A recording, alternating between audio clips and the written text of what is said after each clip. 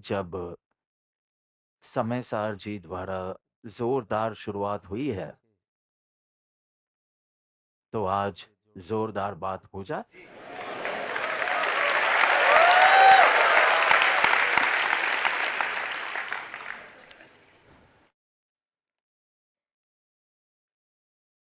तत्व की बात नहीं है, मेरी आपकी बात है।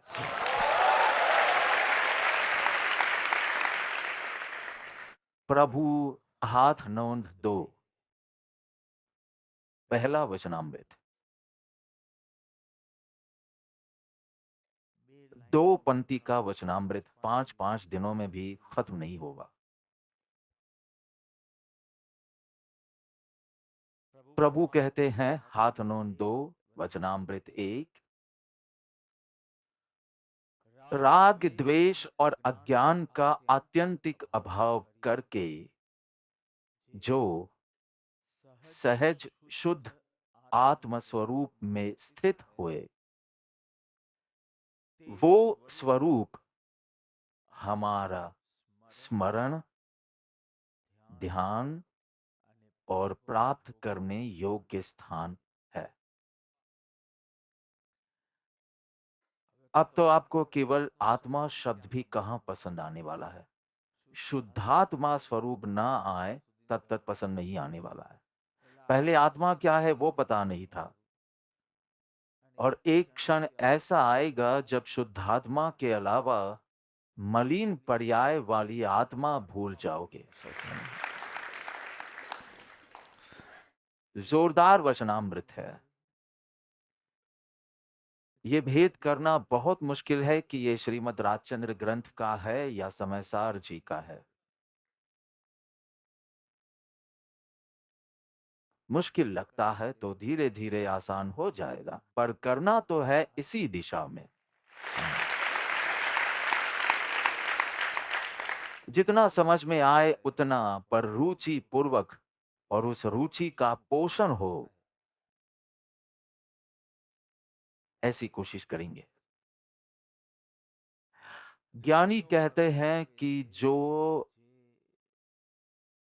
जीव मुक्त होने का इच्छुक हो, संसार से, परिभ्रमण से, विकारों से। अभी कैसे विकारों में हर्ष होता है। मैं शादी करने के लिए बहुत उत्सुक हूं। विकार में आनंद, और तुम उस पुरुष की भक्ति करते हो जिन्हें विकार में दुख के अलावा कुछ भी लगता नहीं है। इसलिए पहले ही कहा कि राग, द्वेष और अज्ञान का आत्यंतिक अभाव करके जो शुद्ध, जो तुम मुक्त होने के इच्छुक हो, हे जीव, तो प्रथम तुम्हें तत्व का निर्णय करना योग्य है। जीव अजीव का स्वरूप समझे बिना मोक्ष पुरुषार्थ कैसे शुरू होगा। तुम कहो कि ये जीव, अभी तो प्रथम अधिकार, 14 अधिकार हैं, उसमें प्रथम अधिकार अप्रैल अप्रैल में शुरू होगा। पहला अधिकार, ये तो उत्थानिका दिसंबर, जनवरी, फरवरी, मार्च। मार्च की तो शिविर भी नहीं थी, तो कल कोठारी ने आकर खड़ी कर दी शिविर। तो मैंने कहा ठीक है, केडी 2-3 मार्च के पहले नहीं जा रहे हैं। केडी मैनचेस्टर 3 मार्च से पहले नहीं जा रहे। और किसका हमने कहा था? मयूर भाई 3 मार्च से पहले नहीं जा रहे। अब उत्थानिका तो खत्म ही कर दो। पूरे ग्रंथ का अभ्यास करना हो तो करो, कोर्स खत्म करना हो तो करो, वरना उत्थानिका वास्तव में आपकी यात्रा का अंत कर सकती है। पर खत्म करना है तो करो। आप जानते हैं हम भी कोर्स पर आधारित हैं कि कोर्स लिया मतलब खत्म करना है। एक-एक ऐसे आनंद की धारा फूटने लगे, ऐसे छंद है। मुझे अभी-अभी यूके की यूएस, वो मैं भूल गया हूँ। देखो मैंने तो बहुत अच्छी योजना बनाई थी। आरडी, जवेरी ने तो बहुत अच्छी योजना बनाई थी, राकेश दिलीप जवेरी ने। 7वीं जनवरी तक तो आप जानते हो मैं यहाँ पर बहुत व्यस्त था। 1 बजे, साढ़े 11 बजे तक तो अपॉइंटमेंट चलती थी, 1 बजे तो सोना होता था। तो मैंने कहा कि अब 8, 9, 10 तो पार्श्वनाथ दादा की गोद में केवल 9 लोगों के साथ जाऊँगा और बस वही मेरा आराम, प्रभु की भक्ति करूँ, जन समूह के बिना। और फिर कोलकाता जाना था, आराम से यहाँ आकर ग्रुप मीटिंग थी और ये और वो। तो ये थी आरडी ज़वेरी की योजना। पर नेमी की दीक्षा हुई और पहली बार जैसे बहू का गृह प्रवेश होता है, वैसे पहली बार उसने जब कमरे में पाँव रखा, पहला वचन क्या कहा था मैंने नेमी को? मेरे ऊपर कोई बड़े पुरुष की छाया है और जो कुछ भी बने, उसे केवल भक्ति के चमत्कार के रूप में देखना। तुम देखते रहोगे, बहुत कुछ बनेगा। तो आर.आर. मेहता मेरे ऊपर हैं। रायचंद रावजी मेहता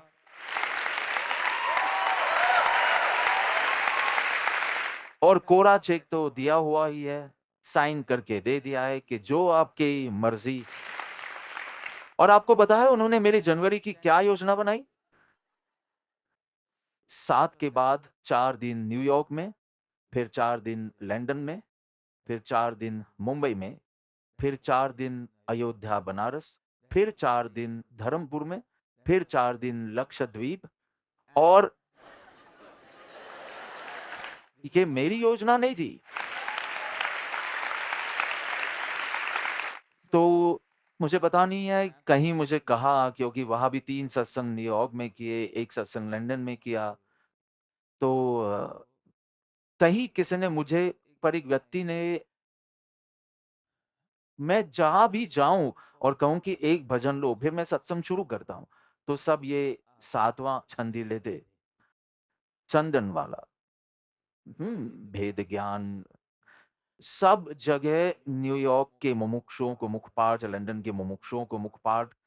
एक व्यक्ति ने कहा, अब कहाँ कहा वो मुझे याद नहीं आ रहा है, कि आज्ञा दें तो 727 छंद मैं मुखपाठ करूं। मैंने कहा इतने सारे मत करना, हर शिविर में मैं एक एक दूंगा, वो हो सके तो आप करना। जैसे पहले शिविर में तो कहने की ही जरूरत नहीं थी, क्योंकि कुर्सी पर चढ़कर जो ताली बजा रहे थे, फिर कहने कोई रहा नहीं कि ये मुखपाठ करना। और अगली शिविर का अभी से कह रहा हूं, वस्तु विचारत ध्यावते मन पावे विश्राम, वो मुखपाठ कर 2 ही पंक्ति का है। तो हर एक में एक बताऊंगा, 2 पंक्ति का, 4 पंक्ति का, 6 पंक्ति का, 8 पंक्ति का, जितनी आपकी क्षमता हो उतना करना, पर ज्यादा उसकी लगन लगाना। तो जो अगर तुम मुक्त होने की इच्छा रखते हो, तो प्रथम तत्व का निर्णय करो। जीव अजीव का स्वरूप, स्व पर का विवेक प्रकट होगा, तो ही सच्चा मोक्ष पुरुषार्थ हो सकेगा। और मोक्ष पुरुषार्थ मतलब अंतर्मुखी, स्व आश्रित, वितरागी पुरुषार्थ, ये मोक्ष पुरुषार्थ है। अंतर्मुखी, आपके कार्यक्रम पर कार्यक्रम आते हैं और महीने में 1 बार होता है, इसलिए लंबे-लंबे कार्यक्रम होंगे। अंतर्मुखी, स्व आश्रित, वितरागी पुरुषार्थ जरूरी है। उसके बिना तुम्हारे यम, नियम, त्याग, वैराग, सामायिक पूजन, तत्व दृष्टि के बिना निष्फल हो जाएंगे, ऐसा नहीं कहा। सारे साधन बंधन हुए। हाँ, बंधन कभी शुभ बंध भी होते हैं और कभी उसमें भी अहंकार, ईर्षा, तुलना इत्यादि आए तो अशुभ बंध भी होते हैं, क्योंकि ये तो धर्म पूरा परिणाम पर है। आपने बाहर जो किया वो कर्म और परिणाम पर बंध, पूरा वितराग धर्म परिणाम। इसलिए शुभ क्रिया के समय भी अगर अहंकार, तुलना इत्यादि होए, तो अशुभ ही हो सकता है, अशुभ भी हो सकता है। इसलिए सारे साधन निष्फल हुए और प्रभु ने तो हिम्मत करके कहा कि सारे साधन बंधन हुए, या तो शुभ या तो अशुभ, पर मुक्त होने के लिए काम नहीं लगा, क्योंकि अब तक तत्व निर्णय ही यथार्थ नहीं है। मैं क्या, मेरा क्या, मेरा कर्तृत्व किसमें, मेरा भोक्तृत्व किसमें, मेरी शक्ति कैसी। वो मुखपाठ आपने किया है ना, बोलो। आनंद का, आनंद का रसकंद, ज्ञान का घन पिंड, शक्तियों का संग्रहालय, शांति का सागर। ये तो मुखपाठ कर ही लो। फिर से एक बार बोलवाऊं, क्योंकि इसे एक स्वर में सबको बोलना रहेगा। ये नींव है, ये तुम्हारी पहचान है, ये तुम्हारी आइडेंटिटी है। इसके आधार पर तुम्हारा सम्यक दर्शन होगा, इसके आधार पर तुम्हारी पूर्ण दशा प्राप्त होगी। इन चार चीजों के आधार पर, आनंद का मैं, ज्ञान का मैं, शक्तियों का मैं, शांति का मैं। ये भूले तो सब कुछ भूलें, और ये याद रहा तो याद रखने जैसा सब कुछ याद रखा। केवल आगे मैं लगा देना। वो कोई सद्गुरु की कृपा से मैं आनंद का रसगंध, मैं ज्ञान का घन पिंड, मैं शांति का सागर, मैं शुद्ध, शांत, शक्तिशाली, आनंदमय आत्मा हूं। होगा अभी आया है, हूं नहीं आया। मैं अभी ही ये हूं, बस ये सद्गुरु के समागम से निर्धारित करना है। तो महादुर्लभ सत्संग का योग हुआ है, सत्पुरुष का योग हुआ है।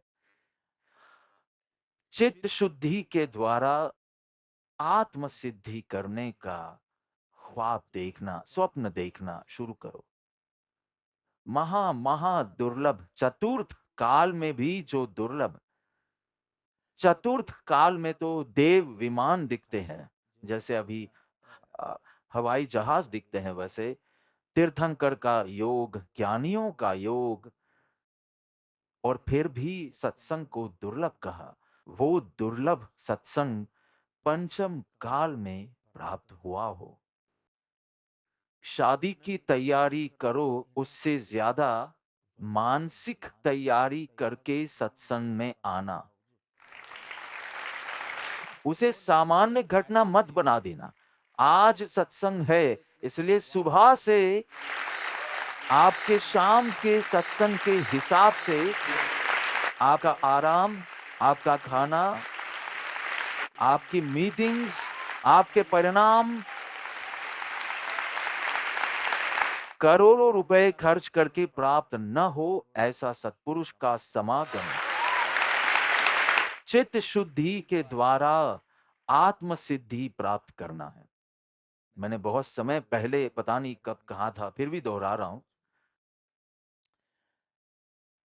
एक भाई ने कहा कि सत्संग पसंद है, सत्संग में आता हूं, लेकिन याद नहीं रहता। यहां सब बोलने लगे कि भेद ज्ञान और क्या जग्यो घट बीत, मुझे तो वो भी याद नहीं है। तो आने का क्या मतलब है, क्योंकि पसंद है पर कुछ भी याद ही नहीं रहता। तब मैंने एक दादाजी की कथा कही थी, आपको याद होगी, काफी सारे लोगों को याद होगी। दादाजी टोकरी में कोयले लेकर सिगड़ी में डाल रहे थे। दादाजी का प्यारा पौत्र, दादाजी जो करते वो करता। दादाजी सुबह भगवत गीता का पाठ करें तो नहीं, जय श्री राम का पाठ करे तो जय श्री राम, हनुमान चालीसा का पाठ करे। मेरे सिवा सब कोई पहुंच गए अयोध्या में। मैं आखिरी इंसान हूं, क्योंकि आज का सत्संग था तो मैं कल सुबह 9 बजे निकल रहा हूं। बाकी सब बापू तो कब के पहुंच गए हैं। राम कथाकार 60 सालों से सारे सारे संत पहुंच गए हैं। अ, तो हाँ, सब कुछ दादाजी करे वो करना पसंद आए, पर कहे कि मुझे समझ में नहीं आ रहा है, समझ में जो थोड़ा आता है वो याद रहता नहीं है, तो मैं ये सब करूं या ना करूं क्योंकि याद ही नहीं रहता।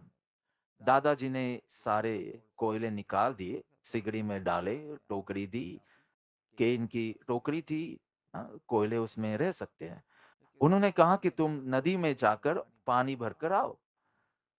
तो जाता है, नदी किनारे पानी भरता है, पर केन की थी तो छेद छेद होते हैं, तो सारा पानी वापस जाता है, सिर्फ समझने के लिए कि ये मुमकिन ही नहीं है, क्योंकि छेद हो तो पानी तो निकल जाए। आकर दादाजी से कहता है कि नहीं हो रहा, तो कहा कि नहीं, मैं देखता हूं कि तुम कितनी तेजी से जाकर कर सकते हो। इसलिए दादाजी का मान रखने जाता है, अच्छे से जानते हुए कि टिकने वाला ही नहीं है कुछ। इतने इतने इतने सत्संग होते हैं, उद्घोष होते हैं, परावर्तना होती है, ये सब कुछ आपको याद रहता है।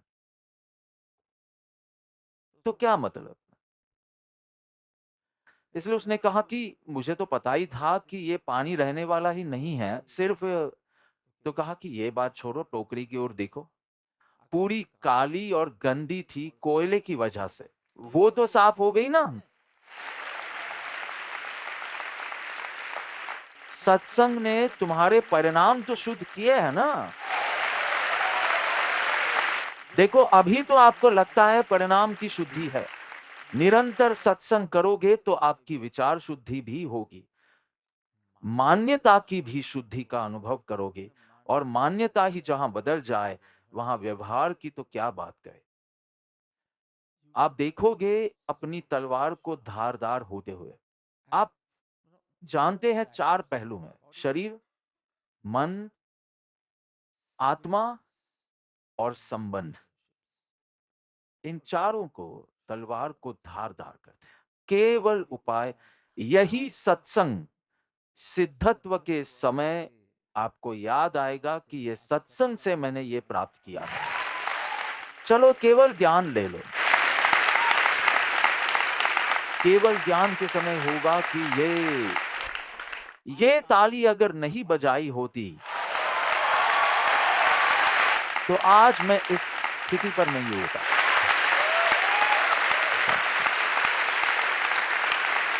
जो हमारा स्मरण, कृपालु देव ने ये तो हाथ नोन में लिखा है, हमारा स्मरण, ध्यान और प्राप्त करने जैसा स्थान क्या है? तो कहा कि सहज शुद्ध आत्म स्वरूप। ये शुद्ध और आत्मा पर बोलूंगा मैं, पहले आत्मा पर, बाद में शुद्ध पर। और हम कैसे करेंगे? ज्ञानी चेतावनी देते हैं कि तुम्हारी बुद्धि अल्प है। बोल ला भाई,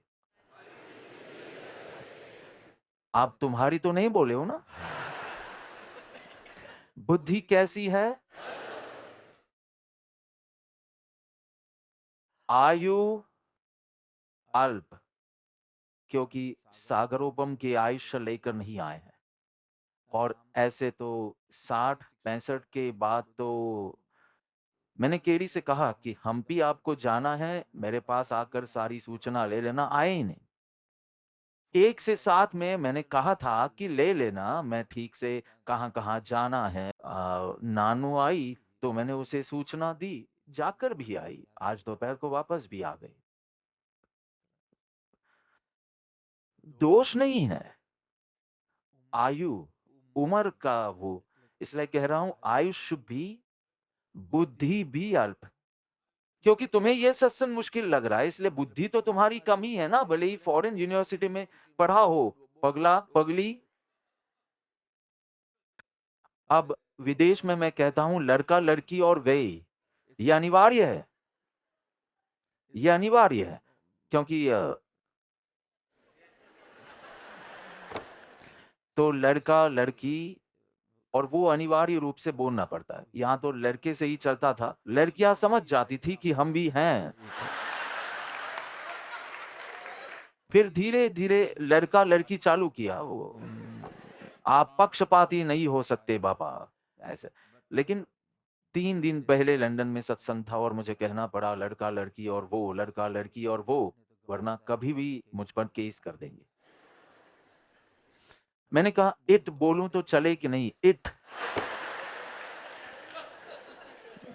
पर जो भी हो, तो बुद्धि कितनी, आयु कितनी और सत्समागम भी बहुत दुर्लभ है, इसलिए अल्प ही कह सकते हैं। सब कुछ अल्प हो, तब तुम्हारा ज्ञान कितना? तुम्हारे अल्प ज्ञान को बढ़ाने की कोशिश मत करो, सम्यक बनाने की कोशिश करो। तुम्हारे अल्प ज्ञान को अनंत ज्ञान करने के लिए तुम्हारे अल्प ज्ञान को सम्यक करने की कोशिश करो और तुम्हारा जन्म सार्थक हो जाएगा। चलो अब ये तो बहुत मुश्किल नहीं है, इसमें कोई 727 क्षण याद नहीं करने। अल्प ज्ञान भले अल्प ज्ञान ही रहता, पर उसे सम्यक ज्ञान बना दो। वो सम्यक ज्ञान केवल ज्ञान को खींच लाएगा। वो सौराष्ट्र से मुंबई के लिए निकला, मुश्किल से रुपए जमा करके मुंबई के लिए निकला। उस समय की बात है, 100-150 साल पहले की बात। और इतना खुश-खुश हो रहा था, सबसे पूछ रहा था, "आपके लिए क्या लाऊँ मुंबई से? आपके लिए क्या लाऊँ न्यूयॉर्क से? आपके लिए क्या लाऊँ लंदन से?" मैं तो पूछता ही नहीं हूँ, मेरी क्षमता ही नहीं है। 6 बजे तक शाम को काम करते हैं और फिर एयरपोर्ट पर मिलते हैं, 7:30 बजे एयरपोर्ट पर मिलते हैं और 9 बजे की फ्लाइट में तो दूसरे देश जाना होता है। सुबह से सूर्योदय हो ऐसे 8:30 9 बजे होता था और काम पर लग जाते थे। पर इतनी प्रभु की कृपा, नई जगह देखनी थी, उसके कंपन, कितना कुछ देखना था, कितना कुछ घूमना पड़े और सर्दी। मैंने कहा मेरा स्पिरिट नहीं बदलेगा, अगर मौसम को बदलना हो तो बदले। और 11 को तो आशंका थी, तूफान की आशंका थी कि आप खड़े ही नहीं रह पाओगे। हवा ही इतनी होती है कि बर्फ हो या ना भी हो और खुले में मुझे तो सभी जगह घूमना था। पर मैंने कहा कि अब मैं आया इसके लिए हूँ तो मुझे ये करना ही है। धूप, पूरा दिन उन तीनों जगह पर 2-2 बार हम घूम आए। 11 को भी, 12 को भी। 12 की रात को तो निकल गया मैं। 13 से बर्फ गिर रही है। अभी ऐसा कह रहे हैं कि उस जगह पर पाँव रखने जैसा नहीं है। भागकर यूके आ गया। ज़ाहिर-सी बात है 3 डिग्री, रात को -3 डिग्री, पर मुझे काम में कुछ समस्या नहीं हुई। 2-2 घंटे मैं चलने जाता था, क्योंकि चलने कब जाऊँ फिर? शरीर, मन, आत्मा और संबंध, तो मुझे चारों की ओर देखना था, सही ना? एयर इंडिया में बैठे, अगले दिन -9, मतलब मेरा पीछा करती है ठंड। मुझे इतना यकीन है कि अयोध्या में भी एक भी कलर की चीज़ नहीं पहनूँगा मैं, जैकेट नहीं, मफलर नहीं और वो भी नहीं। आत्मानंद जी साहब की कोई टोपी हो तो मुझे देना ज़रा बाबा, क्योंकि ठंड तो होगी। मुझे यकीन है कि 2 दिन मुझे कुछ भी ज़रूरत नहीं होगी और जैसे ही बनारस जाऊँगा, ठंड फिर से शुरू होगी। मुझे यकीन है।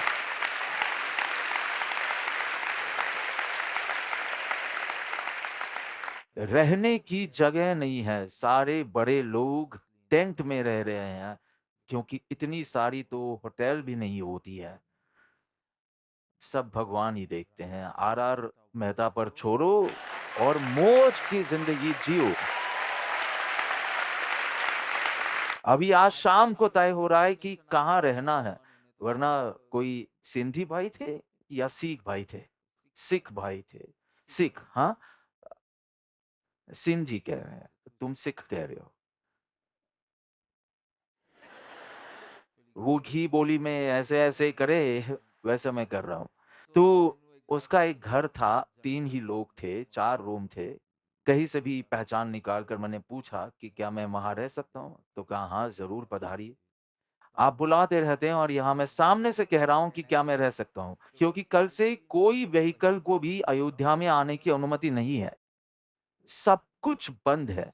पास और कार्ड दिखाऊँगा तो मेरे साथ 2-5 लोग हैं, वो सब घुसेंगे। मंदिर में तो बिल्कुल नहीं। फिर मुझे पता नहीं कि वे अयोध्या में क्या करेंगे? खास्ता कचौड़ी खाएँगे और चाय पिएँगे और क्या। मैंने उसे कहा कि मत आओ, पर वे बहुत उत्सुक हैं इसलिए आ रहे हैं। और आज शाम को ही होटल से पुष्टि मिल गई।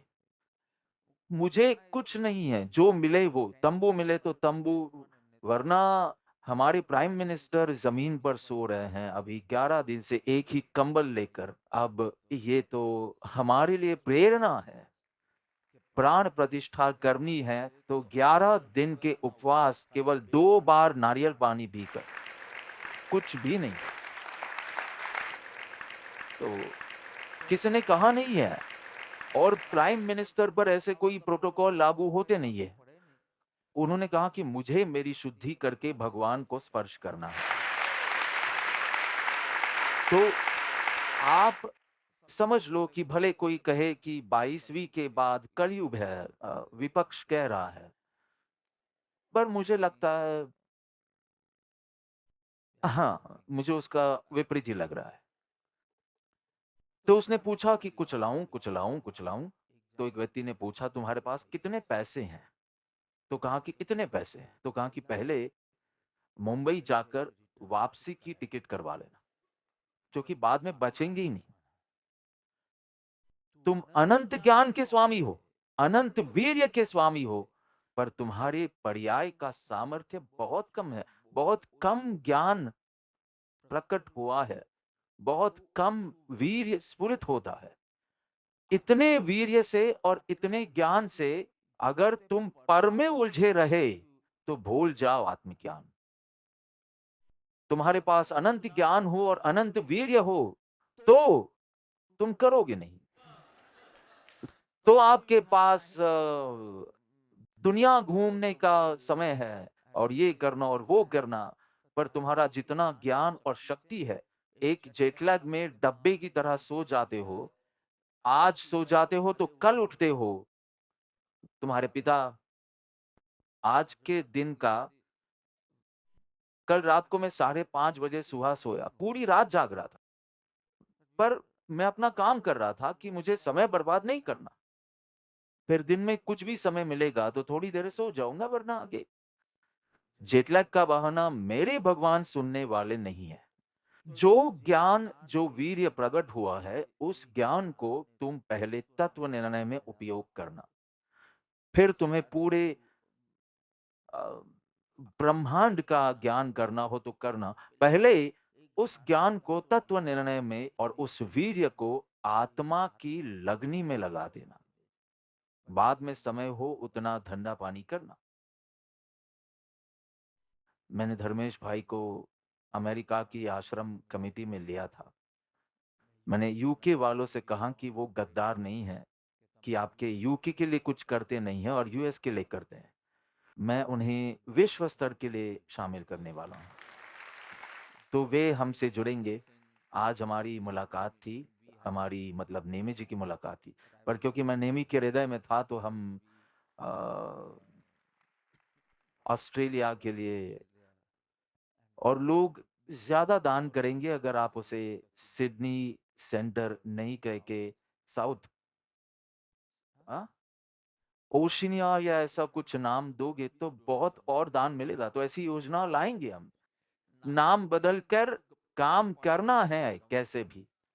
थोड़ा देरी या जल्दी से हो, सब कुछ अपनी इच्छा के हिसाब से नहीं होता है। आर.आर. मेहता अनुसार ही होता है।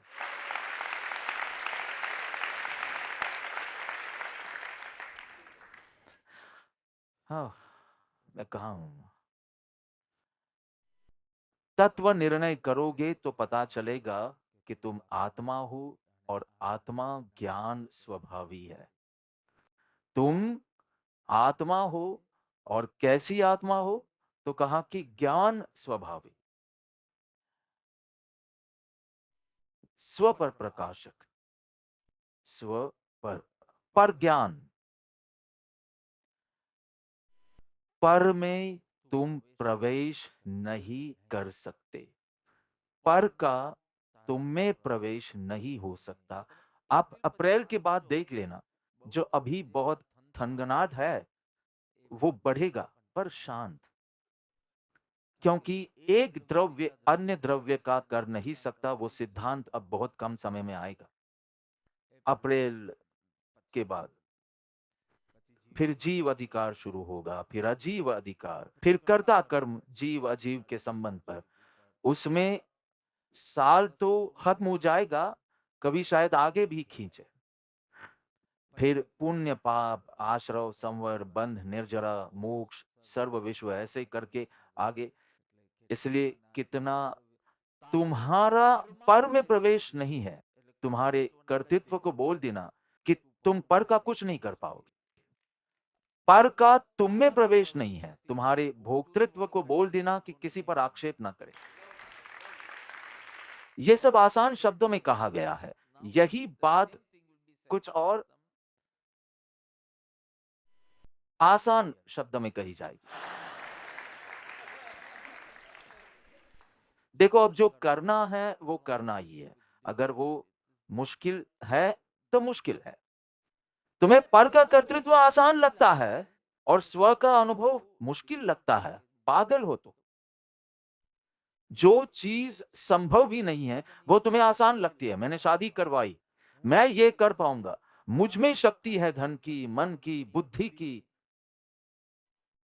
तो करके दिखाओ, सम्यक दर्शन करके दिखाओ। अगर तुम में बुद्धि हो तो, तुम में बुद्धि हो तो सम्यक दर्शन प्राप्त करके दो। तुम्हारे पास पैसा हो तो सत्संग खरीद कर दिखाओ। देखो, पुण्य तत्व के अधीन है, ये सब मिलावट कर डाली है। समय सार में नियमित तौर से आना क्लासेस में, तो समझ में आएगा कि क्या पुण्य पर रखना और क्या पुरुषार्थ पर रखना। तत्व निर्णय करके उपयोग अंतर्मुख, इतनी ही तुम्हारी स्वतंत्रता है। बाकी सब कुछ तुम समझते थे कि तुम्हारी बुद्धि से, तुमने जो बुक किया वो तुम्हारी बुद्धि से बुक किया था। शिव जी, तुमने अभी जो बुक किया था वो तुम्हारी बुद्धि से। तो कहा मैंने तो सब ऑनलाइन ढूंढा। मैं तुमने जो ढूंढा था वो आखिरी मिनट पर रद्द हो गया था। पुण्य के अधीन हुआ, उससे भी अच्छा मिला, क्योंकि किसी के पुण्य ही इतने उच्च होते हैं तो उससे मिलता है। अपनी बुद्धि से कुछ नहीं होता, पुण्य से होता है। आपको समझना होगा कि आपकी बुद्धि से आप एक चीज तय कर सकते हैं कि बापा को देखता हूं तो आंख से पानी आता है। उसके ग्रेजुएशन में वो रोने लगा था गले लग लग कर, और मैंने खड़े होकर ताली बजाई थी। 5-10 5-10 सेकंड का प्रश्न था, लेकिन मैंने खड़े होकर ताली बजाई थी। और कितने सारे लोगों ने ये ध्यान में लिया कि आपने खड़े होकर ताली बजाई थी। मैंने कहा भविष्य बताएगा।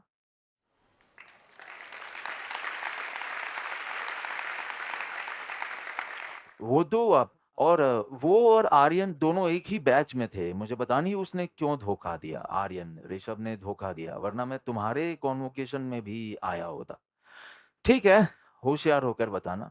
आ, आ, ये दो वे स्टेज पर आ रहे थे। देखो, चाइनीज, कोरियंस और कहाँ कहाँ से। पहली चीज इन्होंने की, उन्होंने स्टेज पर हाथ जोड़े। वो कौन सा हॉल था? हाँ, वो जो भी, वो आई के नीचे था। अ, फिर वे गए और हाथ मिलाए और सर्टिफिकेट लिया। उन्हें परवाह नहीं थी, वे हजारों लोगों के सामने थे। ये सब सरल नहीं है। हम तो जब स्कूल में थे, धर्म की बात करते हुए शर्म आती थी, क्योंकि हमेशा हमारा उपहास किया जाता था और हमें धर्म के बारे में कुछ गलत सुनना नहीं था, इसलिए कुछ छिपाना नहीं था। इसलिए ऐसे आप मूर्ख हो अगर आपको धर्म भावना होती है और आपने परवाह नहीं की। हमने इसमें मूल्य भरा है, ये हमारे लिए मूल्यवान है। तो पर का प्रवेश नहीं है, पर में प्रवेश नहीं है, पर का प्रवेश नहीं है, तो आप विकल्प क्यों करते हो? मेरा प्रश्न है विधि जी, उत्तर नहीं है। पर के विकल्प क्यों करते हो? अगर आप पर में कुछ नहीं कर सकते, पर आप में कुछ नहीं कर सकता, तो फिर विकल्प ही क्यों करने हैं? अरे इतनी भी श्रद्धा नहीं है ना, इसका मतलब इतनी चीज़ पर में आपका प्रवेश नहीं है, पर का आप में प्रवेश नहीं है, इतने वचन की श्रद्धा आपको सम्यक दर्शन प्राप्त करवा सकती है। क्योंकि सारे विकल्प खा जाएगी, संकल्प भविष्य के लिए, भूतकाल के विकल्प। इसलिए भूतकाल और भविष्यकाल का खेल है, संकल्प, विकल्प, संकल्प, विकल्प, संकल्प, विकल्प। लेकिन अगर आप जानते हो कि पर में आप नहीं और पर आप में नहीं, तब सब संकल्प विकल्प शांत हो जाएँगे। पुरुषार्थ को गौण किए बिना, लेकिन पुरुषार्थ क्या, वो तो सब समझाएगा समय सार। आह! अद्भुत बात है। एक व्यक्ति ने एक संत पुरुष को कहा कि पास की गली से कुछ लोग आ रहे हैं, आपको मारने की बात कर रहे थे। इसलिए शायद आपको मारे किसी भी कारण से, लेकिन आपको मारने और मार डालने तक की बात कर रहे हैं, ये तो मैं आपको सावधान कर रहा हूँ। कोई नहीं,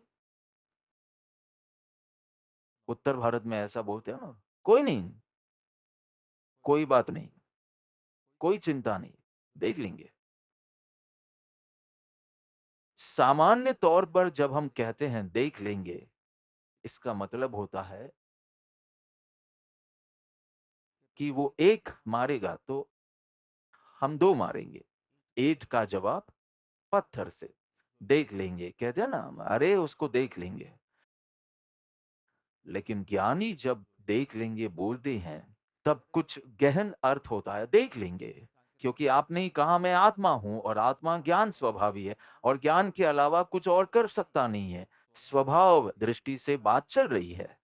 तो स्वभाव, फिर विभाव, व्यवहार, ये सब बात अभी नहीं चल रही है, समय सार के युग में हैं हम। इसलिए ज्ञान स्वभावी हूँ मैं। तो कहते हैं देख लेंगे, क्योंकि वैसे भी मेरा ज्ञाता स्वभाव है।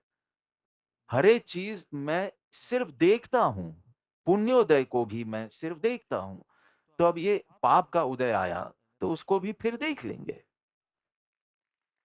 इसका मतलब इतनी भी श्रद्धा हमें हुई नहीं है कि मैं आत्मा हूँ, ज्ञान स्वभावी हूँ, ज्ञान तक ही मैं स्वभाव में हूँ, उसके उपरांत मैंने कुछ भी किया, परिणाम, तो मैंने विभाव का सेवन किया। मैं ज्ञान करूँ तब तक मैं स्वाभाविक स्वभाव में हूँ। इसलिए कहते हैं मैं प्रतिक्रिया नहीं करूँगा, देख लूँगा। मतलब ज्ञाता भाव में रहूँगा। ज्ञानी के वचन के आशय समझने के लिए अत्यंत पात्रता चाहिए। एक व्यक्ति एक विवाह प्रसंग में गया और उसने देखा कि महिलाएं अच्छे खासे, क्या कहते हैं, कीमती कपड़े,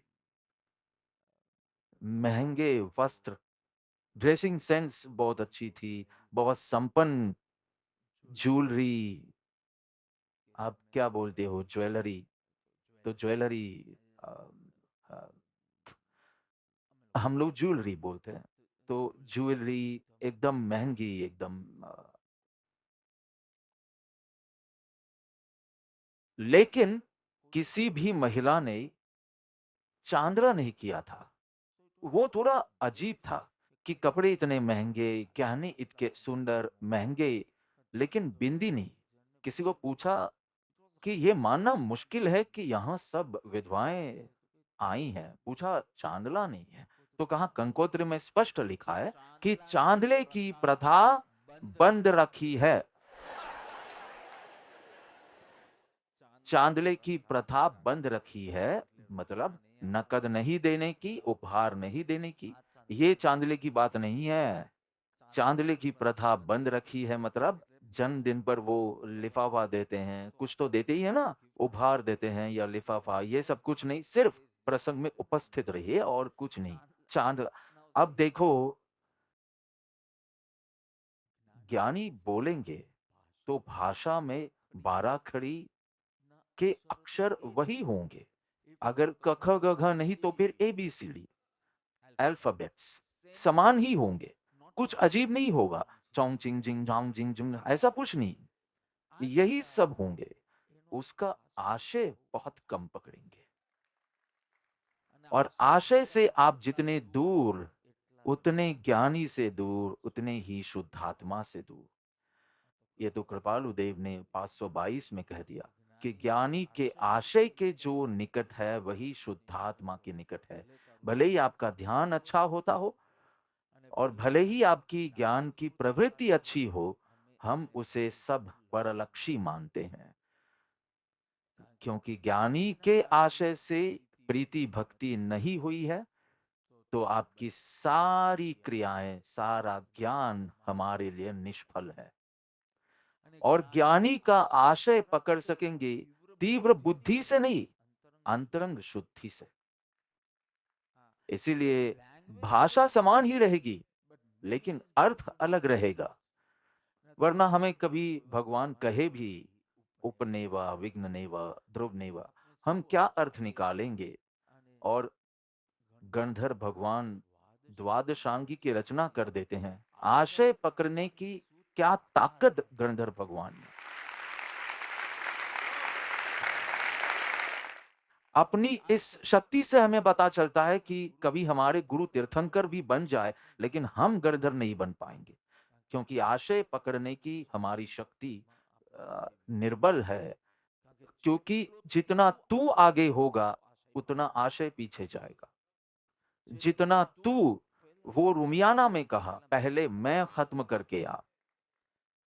स्वच्छंद मत आग्रह, आपके अभिप्राय के आग्रह आप छोड़ो, तो ज्ञानी ही दिखेंगे आपके अंदर में। बहुत सरल। अभी मैंने शुरू नहीं किया है, मुझे तो सहज शुद्धात्मा, वो पाने योग्य प्रभु ने कहा है, वो स्मरण करने योग्य, वो ध्यान करने योग्य स्थान है। मुझे उसके ऊपर बोलना है। तो ज्ञान तक ही आप सीमित हो, वही आपका स्वभाव है। राग द्वेष तो विभाव है, उसके अलावा सर्व व्यवहार है, उपचार है। इसलिए वो बात तो जब आएगी। व्यवहार में भी कहते हैं कि सुनना सबका, लेकिन करना अपने मन का। नेवी जी उसका श्रेष्ठ उदाहरण है। सबका सुन के बिल्कुल सही। अभी क्या बात थी अभी कि आप सही हैं, लेकिन कुछ मैं भूल रहा हूँ। हाँ, तो अद्भुत, वो कभी किसी को नकारेगा नहीं, लेकिन आप कभी नहीं समझोगे कि उसकी ना है या हाँ है, लेकिन वो कभी आपको नकारेगा नहीं। उसका आशय पकड़ना। हाल ही कोई प्रसंग हुआ था कि मैं बोल रहा हूँ। तो सुनना सबका, करना संविधान की रचना के वक्त भी नेहरू ने कहा, सोचो वैश्विक स्तर पर, लेकिन निष्पादित करना स्थानिक स्तर पर। उन्होंने सभी संविधान पढ़े, दुनिया भर के, ऑस्ट्रेलिया का, अमेरिका का, लेकिन भारत की प्रजा के लिए कैसे नियम बनाने, उनको 3 साल, यानी कि पूरी टीम को 3 साल लगे। 47 से 50 रिपब्लिक डे। क्यों? क्योंकि आपको वैश्विक स्तर पर सोचना है और स्थानिक स्तर पर कार्य करना है। ऐसे व्यवहार में कहते हैं सुनना सबका, लेकिन जनता की राय के अनुसार नहीं करना। हमें अलग-अलग आयाम खोलने हैं, लेकिन अंत में करना है अपने मन का, जिसमें हमें विश्वास हो। सामान्य तौर पर ज्ञानी भी वही कहते हैं, जानना सब कुछ, लेकिन खेलना मतलब लीन होना, मानना उपादेय एक सहज शुद्ध आत्म स्वरूप ही है। अब तो शुरू कर रहा हूं 1 घंटे के बाद। आपको समझ में आ रहा है? ज्ञानी कहते हैं बहुत पर का जाना अब बस। स्व को जानने में बचा हुआ समय, बुद्धि, वीर्य जो भी, स्व को जानने में और स्व में एकाग्र होने में बिताना। बहन आप आंख बंद ना करो तो अच्छा, वरना नींद आ जाएगी। स्व में एकाग्र होने में, स्व को जानने में और स्व में एकाग्र होने में, अब मुझे दो तकलीफ पड़ी इसमें। पर को जानने से बस, पर को जानना नहीं, स्व को जानना, ये ज्ञानी का आदेश है। तो उसमें मुझे दो तकलीफ हो रही है। एक, केवली अपराधी बनते हैं, क्योंकि केवली तो लोकालोक को जानते हैं। लोक, अलोक, सर्व, सर्वज्ञ, ज्ञ मतलब ज्ञान, सर्व। तो यहाँ ज्ञानी या शास्त्र का आदेश है, पर के जानने से बस स्व को जान। और केवली तो सब कुछ जानते हैं, मैं नहीं जानता हूं वो भी जानते हैं। वो भी भूत, वर्तमान, भविष्य, जीव, अजीव, लोक, अलोक, द्रव्य, क्षेत्र, काल, पर्याय, सब। तो केवली क्यों नहीं मानते हैं इस बात को कि पर के जानने से बस अब स्व में ही एकाग्र रहो। इसलिए एक समस्या मुझे हो रही है कि तो फिर ये आज्ञा अगर ज्ञानी की हो तो केवली भगवान अपराधी बनते हैं। देखो इसमें आपको दिलचस्पी आनी चाहिए, दृष्टांत आए या ना आए, क्योंकि मैंने पहले पूछा था जोरदार लूं, आपने हाँ कहा इसलिए लिया। फरवरी में नहीं पूछूंगा, कोई प्रेम की बात करेंगे। मार्च में फिर से लगाऊंगा, अप्रैल में फिर से दोष देखो, ये देखो, जो एक समय का पर्याय है उसकी सब बातें करूंगा। ऐसे एकांतर मास में मैं धीरे धीरे धीरे, और वही उत्साह चाहिए मुझे, वही, हाँ, आत्मा की बात सुनते हुए ये परावर्तना में पूछा जाएगा ही। शुरातन आता है, यस नो कहना, जिसको आता हो वो यस कहना, नो कहने की जरूरत नहीं है, जिसको आता हो वो यस कहना। शुरातन, खुमारी, आनंदित होते हो, रोमांचित होते हो, आंदोलित होते हो, तरंगित होते हो, उमंग आता है, आनंद की धारा उमटती है, फिर दिल्ली दूर नहीं है।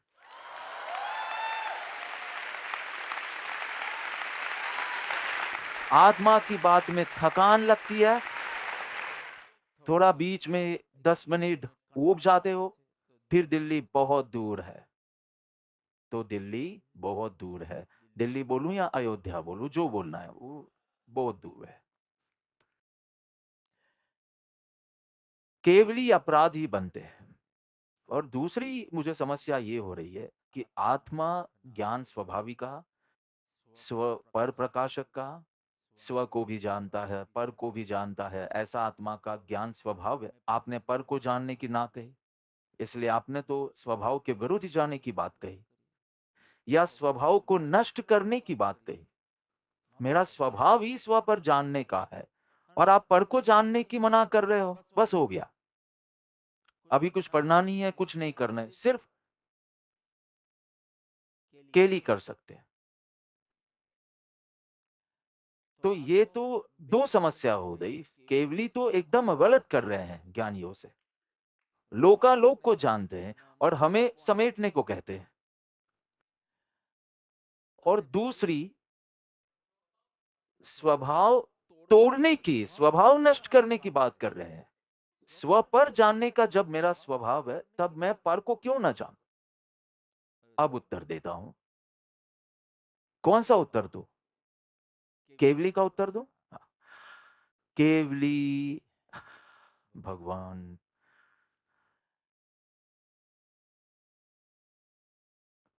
पर को जानने में, स्व को जानने में बाधक, पर को जानना स्व को जानने में बाधक रहता नहीं है।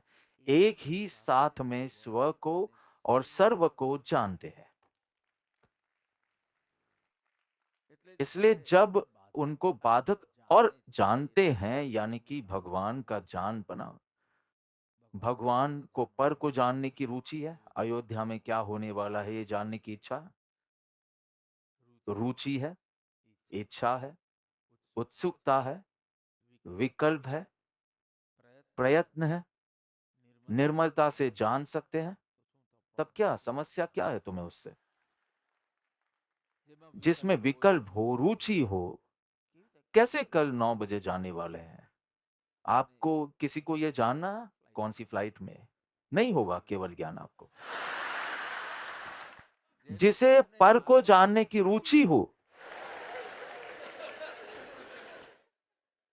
इच्छा हो, उत्सुकता हो, प्रयत्न हो, व्याकुलता हो, उनके लिए कहा, ऐसे अल्पज्ञ को कहा, पर को जानना है बस।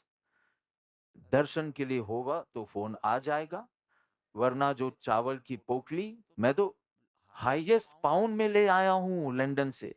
मेरे 50 पाउंड डालना अंदर। मैंने कहा मुझे पता नहीं है मैं भंडार तक पहुंचूंगा या नहीं, और वहां भंडार भी है कि नहीं मुझे पता नहीं है। वहां भी हीरो बन गया था लंदन में। आप अयोध्या जा रहे हो, आप अयोध्या जा रहे हो, जैसे कि अभी मेरे चरण पखा लेंगे। मैंने कहा जाकर आने दो फिर पखानला। सो सब जगह यूएस में भी सब जैसे ही वे सुनते थे, आप लोगों को तो कोई रोमांच ही नहीं हो रहा, लेकिन बाकी जगह तो सब बहुत रोमांचित हो रहे थे। तो मैं आज ही लिफ्ट में कह रहा था कि नेमी उस बहन का 50 पाउंड रखना। हमने तो स्पष्ट कहा कि हमें पता नहीं है कि भंडार है या नहीं, और भंडार तक हम पहुंचेंगे या नहीं, लेकिन फिर ये वापस भेजने वाली खिटपिट नहीं चाहिए। तब उन्होंने कहा जीव दया में दे देना, इसलिए अभी आपको दे देंगे हम। राम जी भी दया में तो मानती ही है ना, लेकिन पहले एक कोशिश करेंगे। वो बहन का भाव है तो हम कोशिश करेंगे, लेकिन ऐसे ऐसे पहनकर पैसा हाथ में लेकर भंडार भंडार भंडार तो थोड़ा अजीब लगेगा। फिर भी बहन का भाव है, पहुंचाने की कोशिश करूंगा राम जी को। लेकिन माहौल की बात कर रहा हूं। आप उन्हें सिद्धानम की तरह पूजो या आप उन्हें भगवान की तरह पूजो, सिद्ध भगवान नहीं है, सिद्धत्व पाया नहीं है राम जी ने, तो थोड़ा थोबड़ा हंसता हुआ रखो ना। ऐसा जैसे राम का बोलता हूं तो ये तो उन लोगों का है क्या आपका?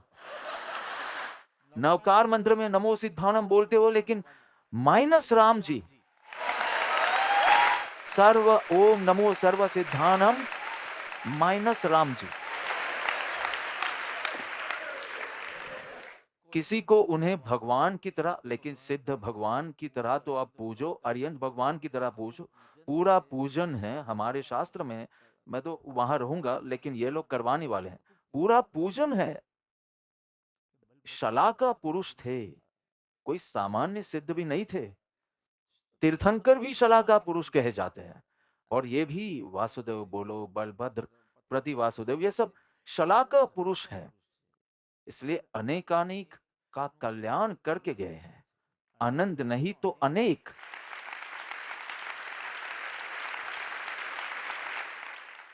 पहले तीर्थंकर आपके कौन? पहले तीर्थंकर आपके कौन? हाँ, इसलिए उनका र। आखिरी कौन? राम।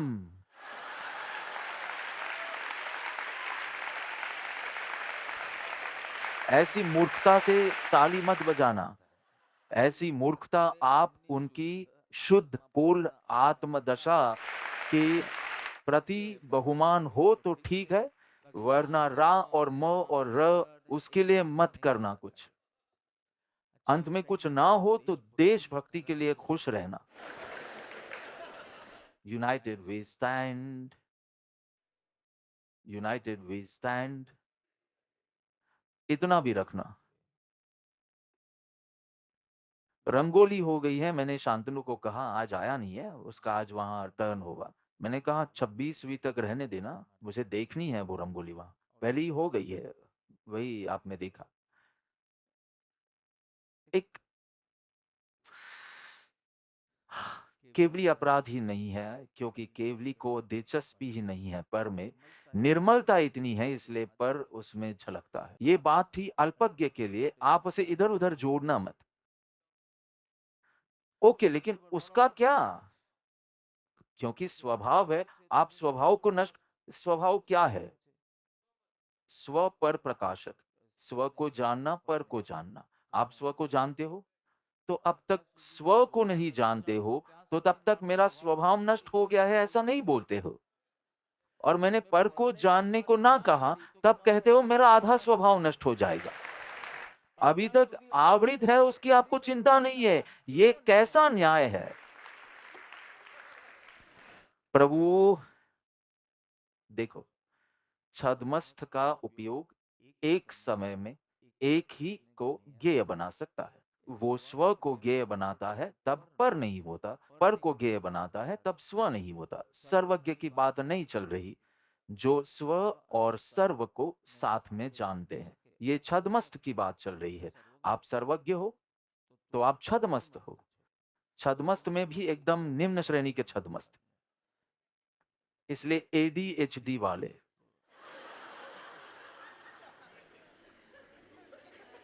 मैंने कुछ गलत कहा? अटेंशन डेफिशिएंसी, आपको वो पता नहीं है? मैं साइकोलॉजी में क्लासेस ले रहा हूँ 5, 6, 7 फरवरी को। किसी को जुड़ना है तो मैंने प्रोफ़ेसर को बुलाया है। मैंने कहा मुझे ये सब टर्म्स सिखाओ, क्योंकि अब मुझे ज़्यादा मैं अज्ञानी हूँ और मुझे आत्मज्ञान पाना है, ऐसे बहुत कम आते हैं। मुझे एंग्ज़ायटी समस्या है, मुझे बाइपोलर प्रॉब्लम है, मुझे पर्सनैलिटी डिसऑर्डर है और मुझे समझ आता है, लेकिन मुझे समझ नहीं आता है। समग्र रूप से मुझे पता है कि ये सब दर्शन मोह है। ये सब दर्शन मोह फिर वो विरुद्ध-विरुद्ध होकर ज्ञानी की ओर चला जाता है। वहाँ तीव्र दर्शन मोह आ जाता है। लेकिन ये सब मेंटल डिसऑर्डर कुछ दर्शन मोह और ज्ञानावरणीय की खिट-पिट, लेकिन अगर मैं ये शब्द प्रयोग करूँ तो उन्हें पसंद नहीं आता है।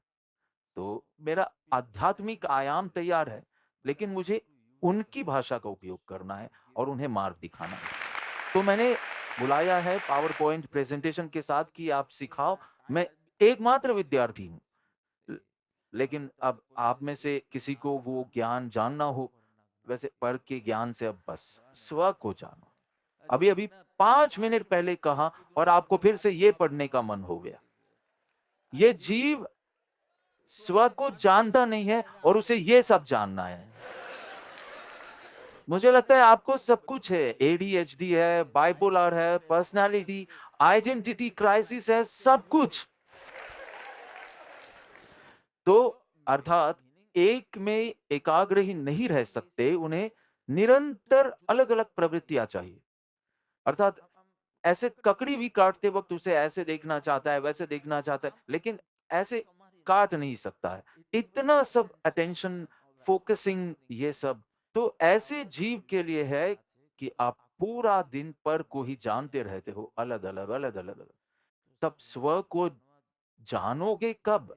और उसके बिना तो विकारों की उत्पत्ति ही है, क्योंकि स्व को जाने बिना अगर आप पर को जानोगे, तब आप निश्चित रूप से इष्ट-अनिष्ट बुद्धि करोगे, मिथ्यात्व के सद्भाव में। इसलिए विकल्प करते ही रहेंगे, मुझे ये पसंद है, मुझे ये नहीं पसंद, मैं इससे सहमत हूँ, मैं इससे सहमत नहीं हूँ। तीर्थंकर को सहमत या असहमत होने में रुचि नहीं है, परंतु तुम्हें रहेगी। तीर्थंकरों को रुचि नहीं है। ऐसा करना हो तो ऐसे, वैसा करना हो तो वैसे, 22 को करनी हो प्रतिष्ठा तो 22 को, 23 को करनी हो तो 23 को। तीर्थंकरों को कोई समस्या नहीं है, परंतु तुम्हें होगी। तुम्हें बाधा रूप है पर को जानना, स्व को जानने में बाधा रूप है। इसलिए तुम्हें प्रेरणा दी, यदि तुम सही भाव से सुन रहे होंगे, तो मैं आगे बढ़ता हूँ। और तुम इस तरह से 2 समस्याएँ हैं कहने वाले हो, तो अभी तक मेरा मूल विषय शुरू नहीं हुआ है। तो सुलझ गया है कि पर को जानने में तुम भटक जाते हो अथवा अटक जाते हो। भटकना अर्थात श्रद्धा का दोष। अटकना अर्थात चारित्र का दोष, अस्थिरता। अर्थात वास्तव में तुम उलझ जाते हो और स्व से दूर दूर चले जाते हो। इसलिए तुमसे कहा कि अब ज्यादा पहले तुम्हारा स्वाध्याय उपदेशामृत पूरा हो, उससे पहले अब बार तुम पढ़ा। ऐसा तुमसे कहा चाहता है। केवली भगवान ऐसा करे कोई दिक्कत नहीं। उन्हें उपदेशामृत भी पढ़ने की जरूरत नहीं है, अखबार पढ़ने की भी जरूरत नहीं है, परंतु तुमसे कहा जाएगा कि समाचार बाद में। पहले सुबह का सब कुछ स्व को जानने के लिए सबसे उत्कृष्ट शक्ति तुम्हारी स्व को जानने में लगा दो। फिर जो छुटर मुटर बाकी हो उसमें पर का काम करना है तो करो, परंतु उत्कृष्ट। ठीक है। मोह का जोर इतना भयानक है। देखिए, हमें लगता है हम दुनिया को जैसी है वैसा देखते हैं। ज्ञानी कहते हैं आप दुनिया को उस तरह से देखते हैं जैसे आप हैं, ना कि जैसे वो है। आज प्रसन्न भाव दशा में कौन है? तो आज पूरी दुनिया प्रसन्न दिखाई देगी। आप यूं निकलेंगे तो प्रीतम का ढाबा बहुत अच्छा लगेगा, आपको वो भेलपुरी वाला भी अच्छा लगेगा, आज आपको ट्रैफिक भी बहुत कम लगेगा, सब कुछ आपको आज अच्छा लगेगा। आज आपको संतुलित ठंड लगेगी, अर्थात गर्मी भी नहीं और ओवरकोट वाली ठंड भी नहीं। सब कुछ आज अच्छा लगेगा। आपके पार्टनर से बदबू भी नहीं आती होगी। देखना आज आप प्रसन्न भाव दशा में हो तो। और जब आप दुखी होते हैं तो आपको सबसे दिक्कत होती है। मेरी बहू ऐसी है, मेरा बेटा ऐसा, मेरी पत्नी ऐसी है। माता पिता जीवित हो तो माता पिता ऐसे हैं, मेरे गुरु ऐसे हैं, मेरे कर्म ऐसे हैं, मेरे सबसे। क्यों ज्ञानी को सारे कर्म अनुकूल ही लगते हैं कि उत्कृष्ट, अभी हमारे कर्म की स्थिति उत्कृष्ट है। और होता है कैंसर चौथे स्तर का, और कहते हैं अभी कर्म की स्थिति उत्कृष्ट है। आत्म पुरुषार्थ जोरदार चल रहा है, नरसिंह जैसा पराक्रम चल रहा है। क्यों तुम्हें सब कुछ टेढ़ा लगता है? तो तुम दुनिया को जैसी है वैसी नहीं देखते, परंतु जैसे तुम हो वैसी देखते हो। थोड़ा सा भी घुटनों में दर्द है इस पहली कतार वालों को, हाँ? तो आपको पूरी दुनिया चलने लायक लगेगी ही नहीं। घुटनों के दर्द में तो ऐसा लगता है कि भगवान अब उठा ले तो अच्छा। भगवान कहेंगे मैं क्यों उठाऊं, तुम चलकर आओ ऊपर।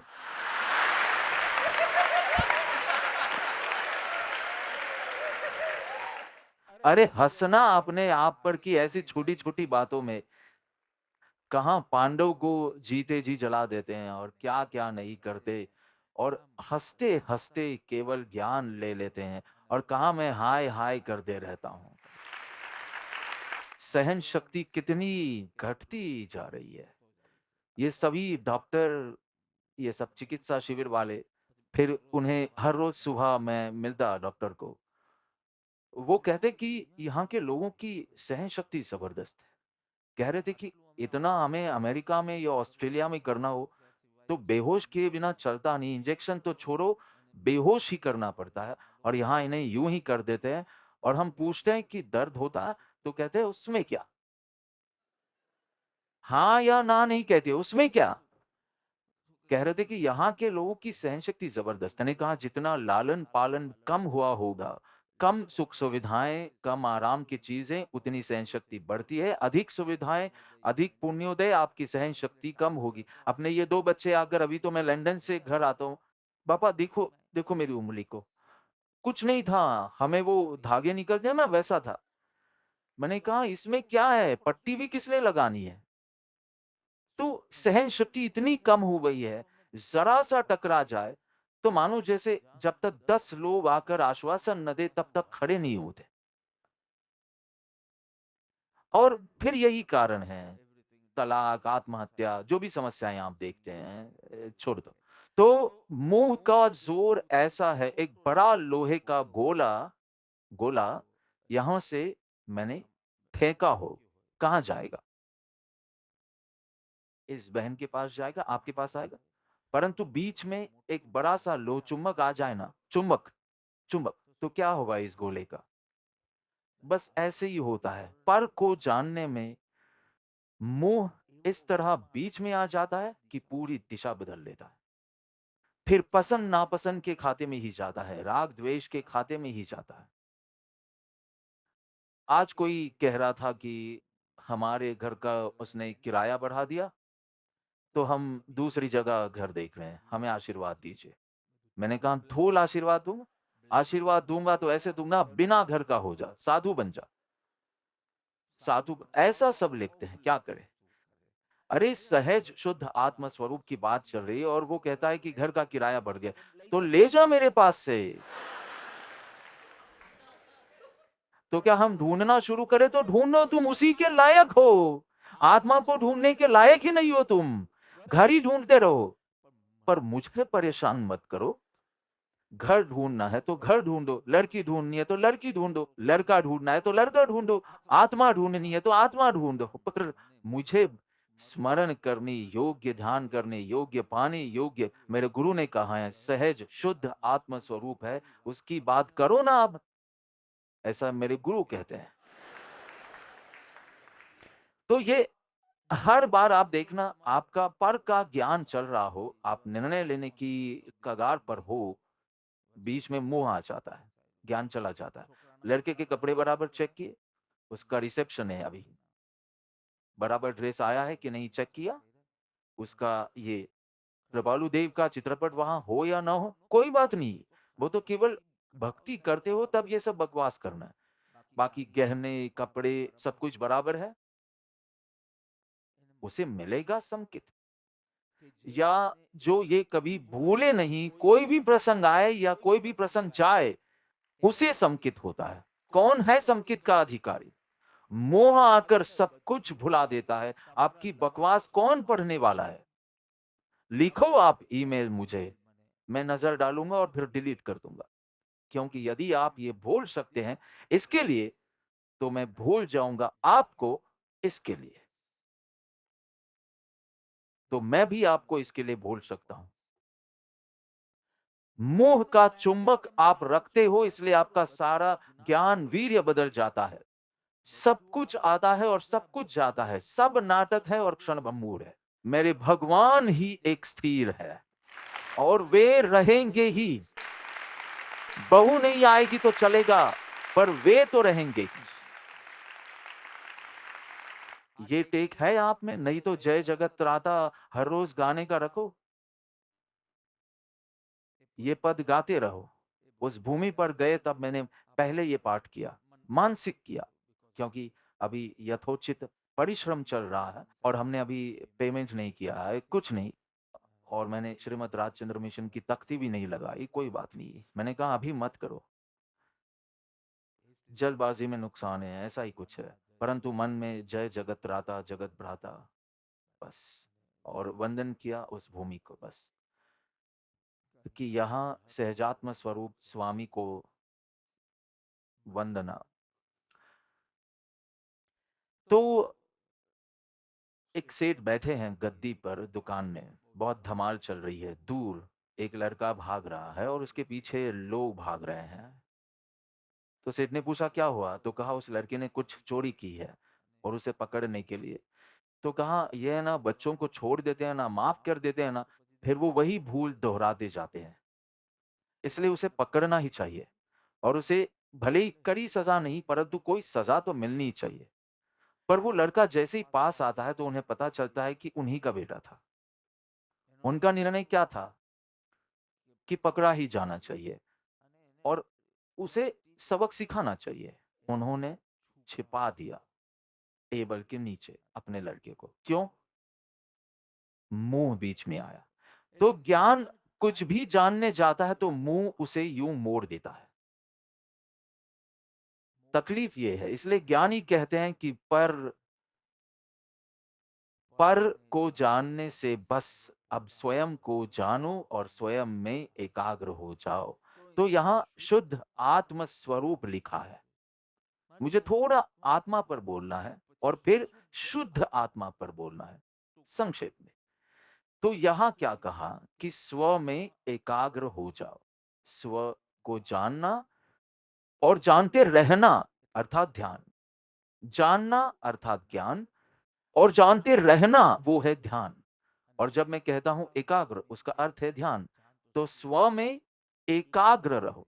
आप 10 बजे तक तो आत्मा की बात को अच्छे से सुनते हो, फिर आप भूल जाते हो। आप एकाग्र रहो उसमें, स्व में। और पर को जानने से बस। तो कहा आप इतनी सख्ती से किस लिए कह रहे हो? तो कहते कि देखो, पर को जानना बस हुआ, मतलब पर का निषेध नहीं है। पर को जानने का निषेध नहीं है। नहीं तो आप ट्रेन में जाएंगे और आंख बंद करके बैठ जाएंगे कि नहीं, ज्ञानियों ने तो कहा है पर को जानना बस हुआ, तो आपका स्टेशन निकल जाएगा। पर को जानने में कोई दिक्कत नहीं है। उसमें तुम जो एकत्व ममत्व कर बैठते हो ना, उसमें दिक्कत है। एक पति था, एक पत्नी थी। तो वे लोग घर से बाहर निकल रहे थे। तो पत्नी तो, अब पत्नी की नजर कैसी होती है सबको पता है। उसका पति उस पड़ोसन को देखते रहता था। फिर कोई ना कोई बहाना बनाकर कहता कि मैं जरा सामने वो कर आता हूं, अखबार नहीं मिल रहा है, ये वो। पत्नी को पता चला कि उसके लिए थोड़ा विकार भाव है, जिस भी स्तर का हो। खबरदार उसकी ओर देखा भी तो पैर तोड़ दूंगी। सभी पत्नियों को ऐसा सत्य रहना चाहिए। पैर तोड़ दूंगी। तो देखने में क्या तकलीफ है? हम भी लिफ्ट की ओर जाएं और वो पड़ोसन भी लिफ्ट की ओर आए, तो क्या आंख बंद कर देनी चाहिए? मतलब ये है कि आप जानते हो, देखते हो और उसी में विकार कर बैठते हो। इसलिए अब आप देखना ही बंद कर दो। आप जानना बंद कर दो पर को। क्योंकि जरा सा जान लेते हो ना कि अब मालदीव्स बंद हो गया, अब कहाँ जाएंगे हनीमून के लिए। ये नील वोरा मुझसे पूछ रहा था कि अब मालदीव्स तो बंद हो गया, तो उसने सब निकाला बाहर कि यहाँ जा सकते हैं, यहाँ जा सकते हैं। तो तुरंत हमारे राग द्वेष भाव शुरू हो जाएंगे। इसलिए आप मत करो, मत करो। यूं ही आपका कुछ चलने वाला नहीं। ये आपको कुछ समय के बाद पता चलेगा। तो ये शिवानी की सास मुझे मिल गई एयरपोर्ट पर। तुम्हारी सास ही थी ना? हाँ। तो शिवानी की सास मिल गई। और मैं तो 2.5 घंटे फ्लाइट देर से थी। तो फिर मैंने कहा निकल जाता हूँ, तो लोग बेचारे रास्ते पर खड़े ना रहे। अब यहाँ बैठना है, यहाँ भी ज्ञाता भाव से बैठना है, वहां भी ज्ञाता भाव से बैठना है। पर आप तो सो सके शांति से, इसलिए मैं निकल लिया। तो मेरे पास बहुत समय था, तो मिल गए। 15-20 मिनट में उनके साथ था। 15-20 मिनट मेरे मिले, तो अर्थात घर पर हलवा बनाने की बात हुई। तो अब समय ही समय था। मैंने कहा देखो, आपकी बहू सोम मंगल बुध गुरु अमेरिका का आश्रम संभालेगी। गुरुवार रात को उड़कर कनाडा आएगी, उसके ससुराल। शुक्र शनि रवि वो पकाएगी आपके लिए। कबूल हो तो ठीक, नहीं तो आज भी कैंसिल कर दो। अब ऐसे समय पर मैं ये बात करता हूं ना, मैं सगाई के पहले नहीं करता ऐसी बातें, बाद में कहता हूं। इसलिए अब कैंसिल भी नहीं कर सकते। तो कहा ठीक है, जैसा आप करना चाहो। हमारा तो कर्तव्य पूरा हुआ, उसकी खुशी है, शिवानी की नहीं है। बोलो, ये मेरा बनाया हुआ है, वो उससे बहुत खुश है। मैंने कहा वहां के आश्रम की उसकी क्या जिम्मेदारियां हैं वो मैंने देख लिया है, उसके बाद मैंने लड़का निश्चित किया है। इसलिए आप ज्यादा खुश मत होना, आपको 4 दिन ब्रह्मचर्य का पालन करना ही पड़ेगा। इच्छा हो या ना हो, 3 दिन ही आपको मिलेंगे। वो आश्रम की ही सेवा करेगी, यहां करे या वहां करे।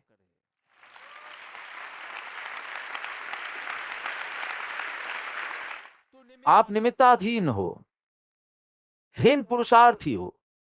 पर को संभाव से आप जानने वाले हो, तो पर को जानने की बात छोड़ दो।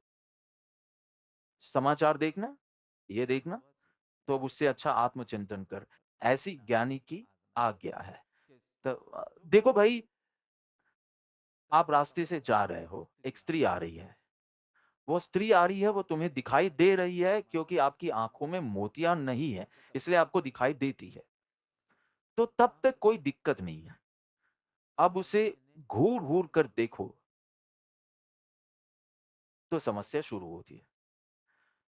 आप पर को जानो, कोई दिक्कत नहीं, वो तो तुम्हारा स्वभाव है, स्व पर प्रकाशक।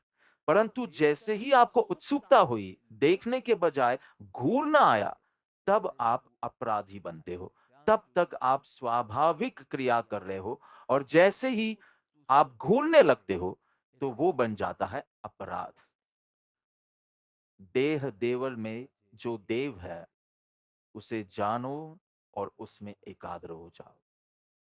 आप देह नहीं हो। कृपालु देव का वचन है, 14 राजलोक को जाना, परंतु आत्मा को नहीं जाना, इसलिए भटका। उपदेश छाया में आता है।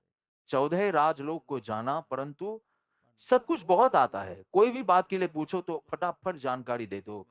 बहुत जानते हो, परंतु आत्मा को नहीं जाना, इसलिए भटकता रहा। ये देह देवल, देवल मतलब मंदिर में जो देव है, देह देवल का देव आत्मा है। मैं अभी आत्मा की बात कर रहा हूं, परंतु मेरा जोर है शुद्ध आत्मा पर, क्योंकि मैं अभी समयसार के युग में हूं। मात्र आत्मा बोलना हो तो कहेंगे अब छोड़ो, उसके लिए 4 बरस अभ्यास करने की जरूरत नहीं है। आप शुद्धात्मा हो, ये अभ्यास करने के लिए ये 4-5 बरस है। आप आत्मा हो ऐसा कहो तो कहोगे अब मैं मानता हूं कि मैं आत्मा हूं, तो कहेंगे कि अरे आप लायक नहीं हो। देखो अभी तक आप आश्वस्त नहीं हुए हो। परंतु तो यहां से शुरू करते हुए कि संयोग में होने के उपरांत, देह के संयोग में होने के उपरांत, आत्मा देह के संयोग में होने के उपरांत कितना निकट, तो कहा कि एक क्षेत्र अवगाहन। जिस जगह पर देह, उसी जगह पर आत्मा, इतना निकट। और अनादि से फिर भी जो आत्मा देह रूपी नहीं हुई है, वो दर्पण और प्रतिबिंब की तरह है। दर्पण और प्रतिबिंब, प्रतिबिंब चाहे जैसा गिरे दर्पण में, दर्पण प्रतिबिंब रूप बनता नहीं है। आंख का प्रतिबिंब गिरे, बर्फ का प्रतिबिंब गिरे, चाहे जैसा प्रतिबिंब गिरे, उसकी निर्मलता ही ऐसी है कि जैसा हो वैसा ही प्रतिबिंब गिरता है, रिफ्लेक्शन। परंतु ये प्रतिबिंब रूप नहीं बन जाता। उसी तरह आत्मा के ज्ञान में स्वयं ज्ञाता ही रहती है और देह ज्ञेय ही रहता है। मैं नहीं बनता, ज्ञेय ही रहता है वो। मैं ज्ञाता, मैं जानने वाला हूं और ये ज्ञेय है। ज्ञेय, ये मेरे ज्ञान का विषय है। जब आप शिव देखना शुरू कर दे हो, माफ कीजिए शिव के लिए दिक्कत होगी, क्योंकि मैं ऐसा भी कहूं कि दर्पण और प्रतिबिंब शिव हो तो अ, शन है। जब आप सहने को केवल अपनी ज्ञान की ज्ञेय के रूप में देखना, जानना, समझना शुरू करते हो और आप ज्ञाता हो, मैं जानने वाला हूं और ये केवल मुझ में एक प्रतिबिंब है। ये समय है जब आपने वास्तव में जान लिया कि आप आत्मा हो। ना कि केवल आत्म सिद्धि का अभ्यास करने से या बौद्धिक स्तर पर आश्वस्त हो जाने से। भाषण, भाषण पूर्वक निर्णय कि जब उसे आप अपने ज्ञान दर्पण में एक प्रतिबिंब रूप में देखते हैं, मैं ज्ञाता ही हूं और ये देह वो ज्ञेय है, मैं नहीं हूं। मुझे फर्क नहीं पड़ता यदि आपको ये कठिन लग रहा हो, आपको इसका अभ्यास करना ही होगा। आपको देह तक ही आपकी दृष्टि रही है, बहुत कम लोगों की मन तक गई है। अर्थात आपके विचार, आपकी भावनाएं, ये तो सब बहुत आत्मनिरीक्षण के प्रवचन हुए हैं। इसलिए अब थोड़ा-थोड़ा आप अपने विचारों और भावनाओं का परीक्षण करने लगे हो। बाकी तो देह तक ही रही है। कितनी परतें? वही देखना है ना, 2 परतें, 12 परतें, 14 परतें, ये सब भी गिनते हैं। आँख में होता है तो वो 1 परत गिनी जाती है। यहाँ 2 परतें करते हैं, ऐसा सब मुझे नहीं पता। परंतु बस देह तक की हमारी बुद्धि रही है। बेवकूफ! ज्ञानी की पाठशाला में बेवकूफ हो तुम। थोड़ी कुछ समझ मिली तो आप मन तक गए। उसकी भी ज़रा विस्तार से समझ मिली तो चेतन मन और अवचेतन मन तक आप गए कि क्यों मुझे उस व्यक्ति के लिए ऐसी संवेदनाएँ होती हैं। मैं भूल क्यों नहीं सकता? तो कुछ ना कुछ भावनात्मक भार है। ऐसा करते-करते आप अपने अवचेतन मन में खो देने लगते हो, अपने गुप्त जीवन में। बाकी तो ऊपर-ऊपर के इस वक़्त मुझे ये विचार आ रहा है, इतने तक ही आप ज़्यादा से ज़्यादा गए हो। क्यों आते हैं ये जानने के लिए आप अवचेतन तक गए हो। परंतु आप मन भी नहीं हो, तो चेतन और अवचेतन या अचेतन की तो बात ही नहीं है। आप परम चेतना हो, आप शुद्धात्मा हो, आत्मा चलो। तो जो अब तक देह तक ही रहा है, मुश्किल से कुछ आत्मनिरीक्षण करें तो मन तक आया, मुश्किल से गहरा आत्मनिरीक्षण किया तो अवचेतन मन तक आया, परंतु तुम यह कुछ भी नहीं हो। तुम तो आत्म स्वरूप हो, परम चेतना। देखो, भेद दृष्टि चाहिए अब, कुछ भेद कर तुम देख पाओ। अब ये क्या है भेद कर देखना? आपकी एक्सरे मशीन, आपकी सफेद चमड़ी, सफेद नहीं कह सकते, गोरी चमड़ी की तस्वीर नहीं लेती। हमारा सेठ है ना, वो सफेद कहता है, ये बहुत सफेद है। तो तुम बहुत गोरे हो शिव, परंतु यदि मैं तुम्हारा एक्सरे लेता हूं, तो वो तुम्हारी चमड़ी की नहीं लेगी, केवल तुम्हारे टूटे हुए हड्डियों की लेगी, क्योंकि तभी तुम एक्सरे के ले जाओगे, है। तो इसके पास भेदित दृष्टि है, इसको नजरअंदाज करके भीतर जानी। तुम्हारे पास भेद ज्ञान रूपी भेदित दृष्टि होनी चाहिए, जो मैं को उस परम चेतना के रूप में समझ पाए, एक ज्ञान स्वभावी आत्मा।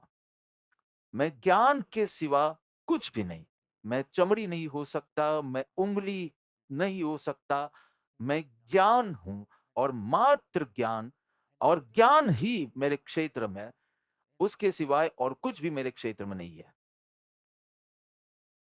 अरे आत्मा की बात में शौर्य ले आओ, नहीं तो दिल्ली बहुत दूर है।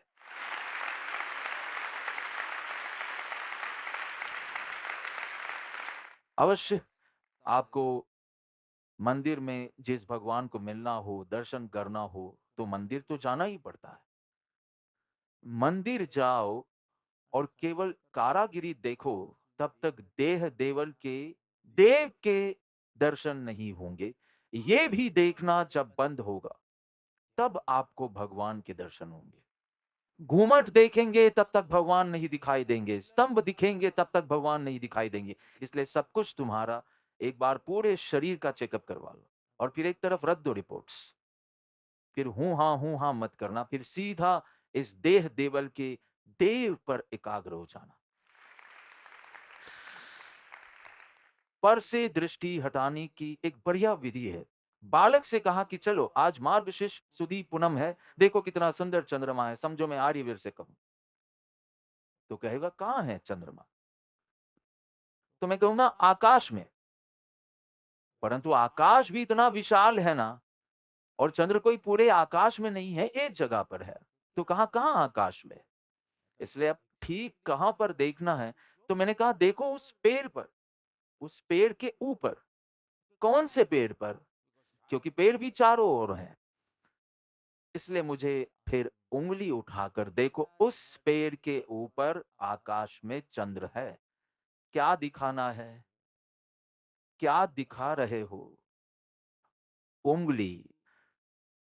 तो पहले तुम्हें उंगली की ओर देखना है, फिर उंगली तरफ देखना बंद करना है, पेड़ की ओर देखना है, फिर पेड़ को देखना, फिर पेड़ भी देखना बंद कर देना, और फिर चांद की तरफ देखना है। जगत में से दृष्टि हटाने के लिए सत्पुरुष पर दृष्टि करो। जगत देखना बंद कर दो। पहले जगत में ही ढूंढने की बात की, और कुछ ढूंढो मत जगत में, परंतु सत्पुरुष को ढूंढो। ढूंढ लिया, अब देखना बंद करो। अब उंगली नहीं, फिर सत्पुरुष के द्वारा स्वरूप का लक्ष्य कर। तभी सत्पुरुष के हृदय में तुम स्थान प्राप्त करोगे। और यही है। अब यहां तो फिर शब्द दिया है सहज शुद्ध आत्म स्वरूप। किसकी आत्मा यहां पर शुद्ध है? मैं तो नहीं कहता, मैं तो नहीं कहता, अभी तक केवल ज्ञान ही कहा है। इसलिए मैं तो शुद्ध नहीं हूं। किसकी आत्मा शुद्ध है? ये प्रतिभा की आत्मा शुद्ध हो गई क्या? दक्षा की आत्मा शुद्ध हो गई? नहीं हुई। अभी मेरी पर्याय दृष्टि से बात चल रही है, तो शुद्ध नहीं है। द्रव्य दृष्टि से यही बात करो, तो मैं था, हूं और रहूंगा। ठीक है। अब यहाँ कहा है सहज शुद्ध आत्मस्वरूप, तो किस शुद्धि की बात चल रही है? दक्षा बहन वाला शुद्ध, या मैंने जो कहा कि मुझे अभी केवल ज्ञान नहीं हुआ तो मैं शुद्ध नहीं हूं, किस शुद्धि की बात चल रही है यहाँ? एक साधक ने पूछा, मैं अभ्यास कर रहा हूं साक्षी भाव का, ज्ञाता दृष्टा रहने का। कभी कभी रहता है, रहता है तुम लोगों का, कभी कभी रहता है। अरे हाँ या ना तो बोलो, आप मुझे समय की याद दिला देंगे फिर।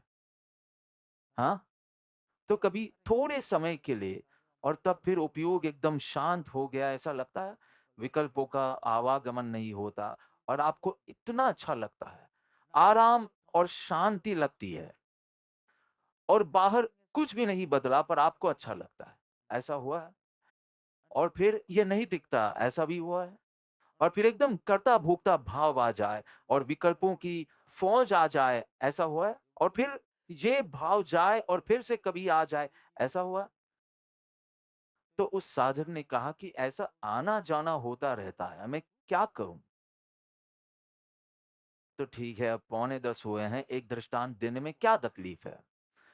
तो मैंने कहा कि दो मित्र जा रहे थे गाड़ी में, और वे काफी तेज जा रहे थे और उन्हें दाई ओर मुड़ना था, तो गाड़ी धीमी करी। जो चला रहा था उसने अपने बगल में बैठे मित्र से पूछा कि जरा सिर बाहर निकाल कर देखो ना कि इंडिकेटर चल रहा है या नहीं। बाई ओर जाने का इंडिकेटर होता है ना, तुम लोग देते हो या नहीं? कभी देते हो, कभी नहीं, या देते ही हो? हाँ, तो उसका एक इंडिकेटर होता है। तो आप रुक गए हैं और आप संकेत दे रहे हो कि आप जा रहे हो। तो उसने बाहर देखा, हाँ चल रहा है, नहीं चल रहा है, चल रहा है, नहीं चल रहा है, ऐसा होता है। हाँ, जब जब नहीं था तब कहा नहीं चल रहा, जब जब था तब कहा चल रहा है, नहीं चल रहा, चल रहा है, नहीं चल रहा, चल रहा है। कुछ हेडलाइट जैसा भी होता है। हाँ, वो चालू ही रहती है क्या? जब तुम रात को चलाते हो तो चालू ही रहती है क्या? और इंडिकेटर टिम टिम करता है, ऐसा होता है।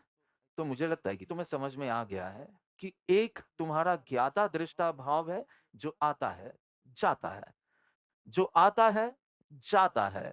वो तुम नहीं हो, वो तुम नहीं हो। कितनी सुंदर धारा थी कल ध्यान में, एकदम साक्षी भाव में तुम थे। भले अभी नहीं, पर सवेरे कितने अच्छे भाव में थे, वो तुम नहीं हो। इन दोनों को जो जानने वाला है वो तुम हो। तुम जो बात कर रहे हो ना, वो पर्याय ऊपर दृष्टि करके बात कर रहे हो, इसलिए तुम्हारा भाव आता जाता है।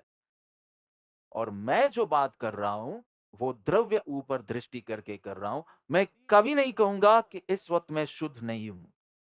मैं कभी नहीं कहूंगा। मैं नहीं जानता दृष्टि पर्याय पर क्यों जाती है, अपने आप का मूल्यांकन करने के लिए। तुम अपने आप का जो मूल्यांकन करते हो उससे कहीं ज्यादा ऊंचाई पर हो। 10 दिन में तुम 5 मिनट साक्षी भाव में रहते हो, तो ये तो पर्याय की बात है। तुम्हारी पर्याय के बारे में कौन पूछ रहा है? ये स्मरण करने का स्थान नहीं, ये ध्यान करने का स्थान नहीं, ये प्राप्त करने योग्य स्थान नहीं। कृपालु देव कहते हैं शुद्ध आत्म स्वरूप जो सदा है, जो इस आवन जावन का भी जानकार है कि अभी तुम्हारी बहुत शांत दशा है, हाँ? और अब अशांत हो गई है, इन दोनों का जानने वाला है, वो तुम हो। वहां पर दृष्टि करो, उस द्रव्य ऊपर दृष्टि करो, पर्याय ऊपर दृष्टि नहीं करो। प्रभु किसके स्मरण की बात कर रहे हैं, किसके ध्यान की बात कर रहे हैं? प्राप्त करने योग्य क्या स्थान है? इस सत्संग का नाम ही है प्राप्त करने योग्य स्थान डैश शुद्धात्मा स्वरूप। आत्म स्वरूप, आत्म दशा नहीं कहा। आत्म दशा कहा होता तो सारी बात पर्याय की होती। और शुद्ध स्वरूप अर्थात तुम्हारा शाश्वत पता, शाश्वत स्वभाव, अर्थात द्रव्य ऊपर दृष्टि। वाह वाह वाह। दर्पण के सामने जो आता है उसका प्रतिबिंब पड़ता है। कोई सम्मुख होता है तो उसका प्रतिबिंब पड़ता है। कोई विमुख होता है तो उसका प्रतिबिंब पड़ता है। दर्पण को तुम सम्मुख हो या विमुख हो के साथ क्या संबंध है? तुम शुद्ध आत्मा स्वरूप हो। तुम्हारी पर्याय शुद्ध हुई या अशुद्ध, उसका इतना टेंशन क्यों? तुम्हारा काम तो सिर्फ प्रतिबिंबित करना है, बस। तुम्हें भय किस बात का है फिर कि अभी मेरा लो चल रहा है? इस लो के जान वाला जानो। और अभी मेरा हाई चल रहा है, मुझे लिखना नहीं। जब तक केवल ज्ञान नहीं होता, कोई मुझसे मत कहना कि मुझे अच्छी अनुभूति हो रही है। कृपा करके मेरा एकमात्र उत्तर है, उसका भी साक्षी बनो, क्योंकि तुम्हें पर्याय से बहुत लगाव है, अच्छी पर्याय से, जिसमें मुझे कोई रुचि नहीं है। लंबा लंबा लिखना मत, ब्लैंक आता है और शांत हूं, मुझे कुछ जानना ही नहीं है। इसका यही अर्थ है कि तुम बुद्धू, मूर्ख, बेवकूफ हो, क्योंकि आप उस अनुभव को पसंद कर रहे हैं जो एक पर्याय है। तो जब आपकी दृष्टि ही पर्याय के ऊपर है, तो सम्यक दर्शन की तो कोई गुंजाइश ही नहीं है। द्रव्य दृष्टि ही नहीं है। कृपया अपने अनुभव मत लिखिए, मात्र इसके दृष्टा बनकर रहें। करते करते करते आपको केवल ज्ञान हो जाएगा। मत लिखिए, बल्कि लिखे मत, लिखे और पेज को खाली रखे। मतलब आप मुझे याद कर रहे हैं ऐसा मुझे पता भी चले, और लिखने जैसा कुछ है ही नहीं ये भी मुझे पता चले, कि आप में ऐसी बुद्धि है, ऐसा मुझे समझ में आए। अगर आप मुझे कोई ईमेल भेजते हो लेकिन वो कोरा ईमेल है, तो आप मुझे याद कर रहे हैं ये भी मुझे समझ में आएगा।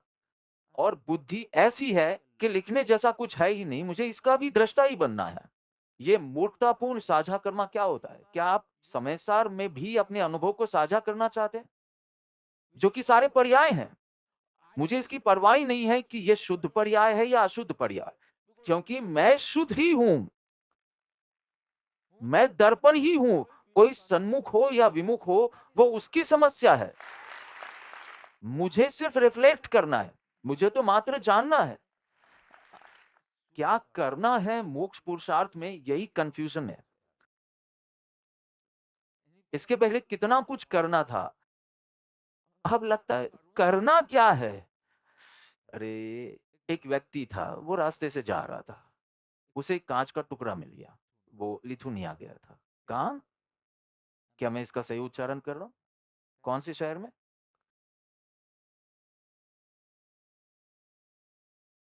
हम्म, ये जो जगह बोल रहा है वो, वहां स्नो वाले पानी में तू नहाया, भले 1 मिनट हो, तो मानसरोवर में तो हाँ, आ, बहुत अच्छे। रास्ते में गया, कांच का टुकड़ा मिला इतना बड़ा। अकाउंटेंट था, मतलब उसे बहुत सारा अकाउंट का काम, पेपर वर्क, ये सब बहुत कुछ करना रहता है। उसके तो पेपर यहाँ होते हैं, वहां होते हैं, फाइल होती हैं। तो उसने उसे पेपर वेट की तरह इस्तेमाल करना शुरू किया, जब तक मैं उसके घर पर नहीं गया था।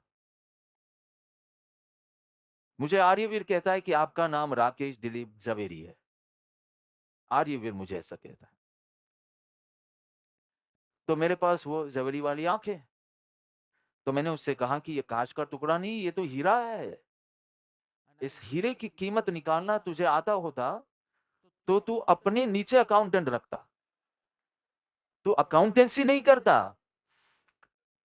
अरे तुम्हारा शुद्ध द्रव्य, तुम भिखारी नहीं हो, करोड़पति हो। क्यों भिखारीपना कर रहे हो पंचेंद्रिय के विषय में? क्यों संकल्प विकल्प करते हो? कोई करोड़पति हो और उसे बीड़ी पीने की आदत हो, सिगरेट की हो, और उसे माचिस ना मिले, तो वो व्याकुल हो जाता है। तुम करोड़पति हो और तुम्हारी हालत भिखारी जैसी है। ऐसे तो कई भिखारी होते हैं जो सुबह चाय नहीं पीते तो उनका पेट साफ नहीं होता। अब बोल, चाय और पेट। और ज्ञानी कहते हैं कि एक द्रव्य दूसरे द्रव्य का कुछ नहीं कर सकता। ज्ञानी के ऊपर श्रद्धा रखना बहुत मुश्किल है, क्योंकि ये जोगानी तो चाय पीता है और सीधा संन्यास जाता है, लेकिन चाय नहीं तो संन्यास नहीं, राइट? क्या कर दिया है तुमने अपने करोड़। तू अनंत अतीन्द्रिय आनंद का स्वामी है। जो क्षति पहुंची है वो तुम्हारे में नहीं, तुम्हारे पर्याय में। भले ही पर्याय वैसा प्रकट नहीं हुआ, लेकिन तुम तो करोड़पति ही हो, पर्याय प्रकट नहीं हुआ। अरे अनंत अतीन्द्रिय आनंद का स्वामी, अवलोकन मात्र से वो ऐश्वर्य प्रकट हो सकता है, अवलोकन मात्र से, सिर्फ नजर उस तरफ करने से। मतलब उस दर्जी को यदि मूल्य पता होता कि मैं सहज शुद्ध आत्म स्वरूप हूं, तो पंचेंद्रिय का भिखारी बन के नहीं रहता, ये हो तो अच्छा, ये ना हो तो अच्छा। अरे भीतर कल्प वृक्ष है, कामधेनु है, चिंतामणि रत्न है, आ गया या आएगा, अनुभव चिंतामणि समान आएगा। इन 4 श्लोकों में तो तुम कुर्सी के ऊपर ही नाचना, पूरे चारों सत्संग में तुम कुर्सी के ऊपर ही खड़े रहना, ऐसे अद्भुत छंद है। इसे मिस किया तो तुमने जीवन मिस कर दिया समझो। 4 छंद आएंगे, 2-2 लाइन के, लेकिन अनुभव के लिए कहा कि जो बोलने वाले हैं, अभी तो ये उत्थानी का है, अब जो बोला जाएगा वो अनुभव से बोला जाएगा, और वो अनुभव हमें कैसा लग रहा है वो बात करेंगे। कवि कवि अपनी लघुता दिखाएंगे, कवि अपनी अनुभूति भी दिखाएंगे, और फिर ग्रंथ शुरू होगा। इसलिए ग्रंथ तो लगभग हमारा चैत्र महीने से ही शुरू होगा। ये तो अभी उत्थानी का है, उसकी अद्भुत है। तो गुरु के संग का सेवन कर, अत्यंत अत्यंत महिमा लाकर, स्वरूप का लक्ष्य, स्वरूप का पक्ष पहले, तो लक्ष्य आत्मा का लक्ष्य अर्थात शुद्ध स्वरूप का पक्ष, और उसी की ही धुन में दक्ष। जैसे जैसे गुरु की पहचान से स्वरूप की, कि ये गुरु मुझे बहुत पसंद है, लेकिन गुरु को क्या पसंद है? तो कहा कि उन्हें आत्मा बहुत पसंद है, लेकिन मुझे तो मेरी आत्मा बिल्कुल पसंद नहीं है, तो उन्हें कैसे पसंद है? और आत्मा में ऐसा क्या पसंद है?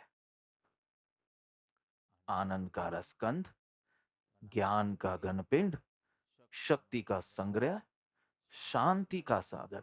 तो कहते हैं आपका तो होगा ही ना, आप आत्मज्ञानी हैं। तो कहते हैं मेरे आत्मज्ञान में आपकी आत्मा ऐसी दिखती है। फिर वो जागते हैं, फिर धुन लगती है, मतलब और बाद में तो ऐसी धुन लगती है और ऐसा आनंद टपकता है। जगत की श्रेष्ठ से श्रेष्ठ वस्तु आपके सामने रखें तो भी आत्मा से सब हीन लगती है। एक बार आत्मा की लगनी लगी, फिर आपने ही अज्ञान अवस्था में जो जो इच्छा की थी वो आपके सामने आती है, और आपको कुछ भी नहीं होता है, उत्तेजना ही नहीं होती है, हर्ष नहीं होता है, शोक नहीं होता है। अरे जीवन में एक बार इच्छा की थी, यहाँ जाना है, यहाँ घूमने जाना है, ये खाना है, ये पहनना है, आज सब कुछ है, और फिर भी अंदर कोई उद्रेक ही नहीं होता है, क्योंकि आत्मा ऐसी दिखा दी है। अभी तो अनुभव में नहीं आई है तो भी इतना वैराग्य आ रहा है, तो अनुभव में आने के बाद तो वैराग्य शब्द का गोत्र बदल जाएगा, उदासीनता बन जाएगा। सुख की सहेली अकेली उदासीनता। जैसे जैसे आगे ग्रंथ चलेगा आपको समझ में आएगा कि भगवान को कितना प्रिय था ये ग्रंथ। कम से कम प्रिय तो बनाए, श्रवणीय तो लगना चाहिए, रमणीय बनेगा तो काम हो जाएगा। तो एक तरफ संसार की रुचि है और एक तरफ परमार्थ की रुचि है। एक दिन ऐसा था जब ऐसा मुश्किल सत्संग होता था तो थकान और बोर लगता था। इसमें कई चीज समझ में नहीं आती, फिर भी बोर नहीं लगता। कई चीज आपको समझ में नहीं आ रही है शब्द के कारण, तो भी आपको बोर नहीं लग रहा है। जो भी हो, भले ही आपने वक्ता के ऊपर इन्वेस्ट किया हो या आपने विषय के ऊपर इन्वेस्ट किया हो, सबका अलग अलग होता है, लेकिन बोर नहीं लगता। इतनी संसार रुचि घटी है। लड़का देखने आया, लड़का घर में देख नहीं आया। पहले के ज़माने में रेस्टोरेंट में नहीं मिलते थे। मिल ही नहीं सकते थे लड़का और लड़की अकेले। घर में ही मिलना और एक रूम में 5-10 मिनट बात करने मिलते थे। ऐसे घूमते नहीं थे कहीं भी, पहले के ज़माने में। तो लड़का आया और फिर वो लड़की लेकर आती है ट्रे में मिष्ठान। पिताजी क्या करते हैं? तारीफ करते हैं लड़की की, जैसे बेचने निकाली हो वैसे। मेरी लड़की पढ़ाई में ये, उसकी हॉबी ये है, स्पोर्ट्स में कितने सर्टिफिकेट्स लाई हैं, गाती है तो ऐसा लगता है कि लता मंगेशकर गा रही है। ये सब किया, कुकिंग में भी एक्सपर्ट है। इस ट्रे में जितनी मिठाई है ना, सब उसी ने बनाई है और वो सच्चाई थी। लेकिन सबसे ज़्यादा तारीफ़ करने योग्य मेरी लड़की में एक चीज़ है, वो आपको बता देता हूँ, उसका संयम। वो जानती है कि उसे मिठाई बहुत पसंद है। कई लोगों को खाने के बाद मिठाई अच्छी लगती ही है, लेकिन हम उसे कहते हैं कि एंगेजमेंट तक मत खा, एंगेजमेंट तक मत खा। एक बार तेरी एंगेजमेंट हो जाए, बाद में खा लेना। क्योंकि किसी भी लड़के को होशियार चाहिए, धनवान चाहिए, सुंदर चाहिए, लेकिन पतली भी चाहिए। लड़कों की लिस्ट में सब कुछ होता है, लेकिन पतली भी चाहिए। आप ये जानते हैं, राइट? बोलो हाँ या ना? तो मैंने कहा कि बेटा 15 दिन तक रुक जा, 15 दिन में कुछ कर लेंगे। लक्षद्वीप में लक्ष्य रखा है मैंने। वहाँ 2-3 को कर लेंगे, फिर इंस्टाग्राम पे डाल देंगे, जिससे टूरिज्म और बढ़ेगा। लेकिन मैंने कहा तब तक मत खा बेटा। तो कहा लेकिन पापा मैं नहीं रह पाऊँगी, मैं तब तक ज़िंदा नहीं रह पाऊँगी। तो मैंने कहा कि फिर तो तू खा ले। तो उसके पिताजी ने कहा कि उसे मिष्ठान बहुत पसंद है, इसलिए तो उसने सीखा ये सब बनाना। पति के लिए कोई चाचा सीखता नहीं है, उसे बहुत पसंद है इसलिए सीखा। लेकिन उसे पता है, घी क्या कर सकता है? घी क्या कर सकता है? सरहदें बढ़ जाती हैं, बाउंड्रीज़ बढ़ जाती हैं, ज्योमेट्री बिगड़ जाती है, सब राउंड फिगर हो जाता है। उसे आकर्षक भी दिखना है, अट्रैक्टिव भी, और उसे मीठा भी बहुत पसंद है। अब 2 में से एक ही संभव है। आप पूरा दिन एक-एक चाचा और एक-एक चॉकलेट खाते रहोगे, तो फिर आप आकर्षक नहीं दिखोगे। या तो आप अपनी जीभ को संतुष्ट कर सकते हो, या तो उसे पता है घी क्या कर सकता है, उसे पता है मनोबल क्या कर सकता है। उसे ये भी प्रिय है, उसे वो भी प्रिय है। उसे ये ज़्यादा प्रिय है। उसने तय किया इस इच्छा को प्रचंड बनाकर, इसे गौण करके खत्म कर देना। इसलिए वो मिठाई खाती नहीं है। इसलिए उसका शरीर बराबर है। अपने आप से ये मत पूछो कि क्या मैं ये कर सकूँगा? अपने आप से ये पूछे कि क्या आपको इच्छा है? रुचि अनुयायी वीर्य। जहाँ आपकी इच्छा होगी, सारी शक्तियाँ वहीं जाएँगी। तो अपने आप से ये मत पूछो कि क्या तुम ये कर सकते हो? आपको ज़रूरत है सिर्फ़ उसे करने की, एक मज़बूत इच्छा की, इरादे की, और वो हो जाएगा।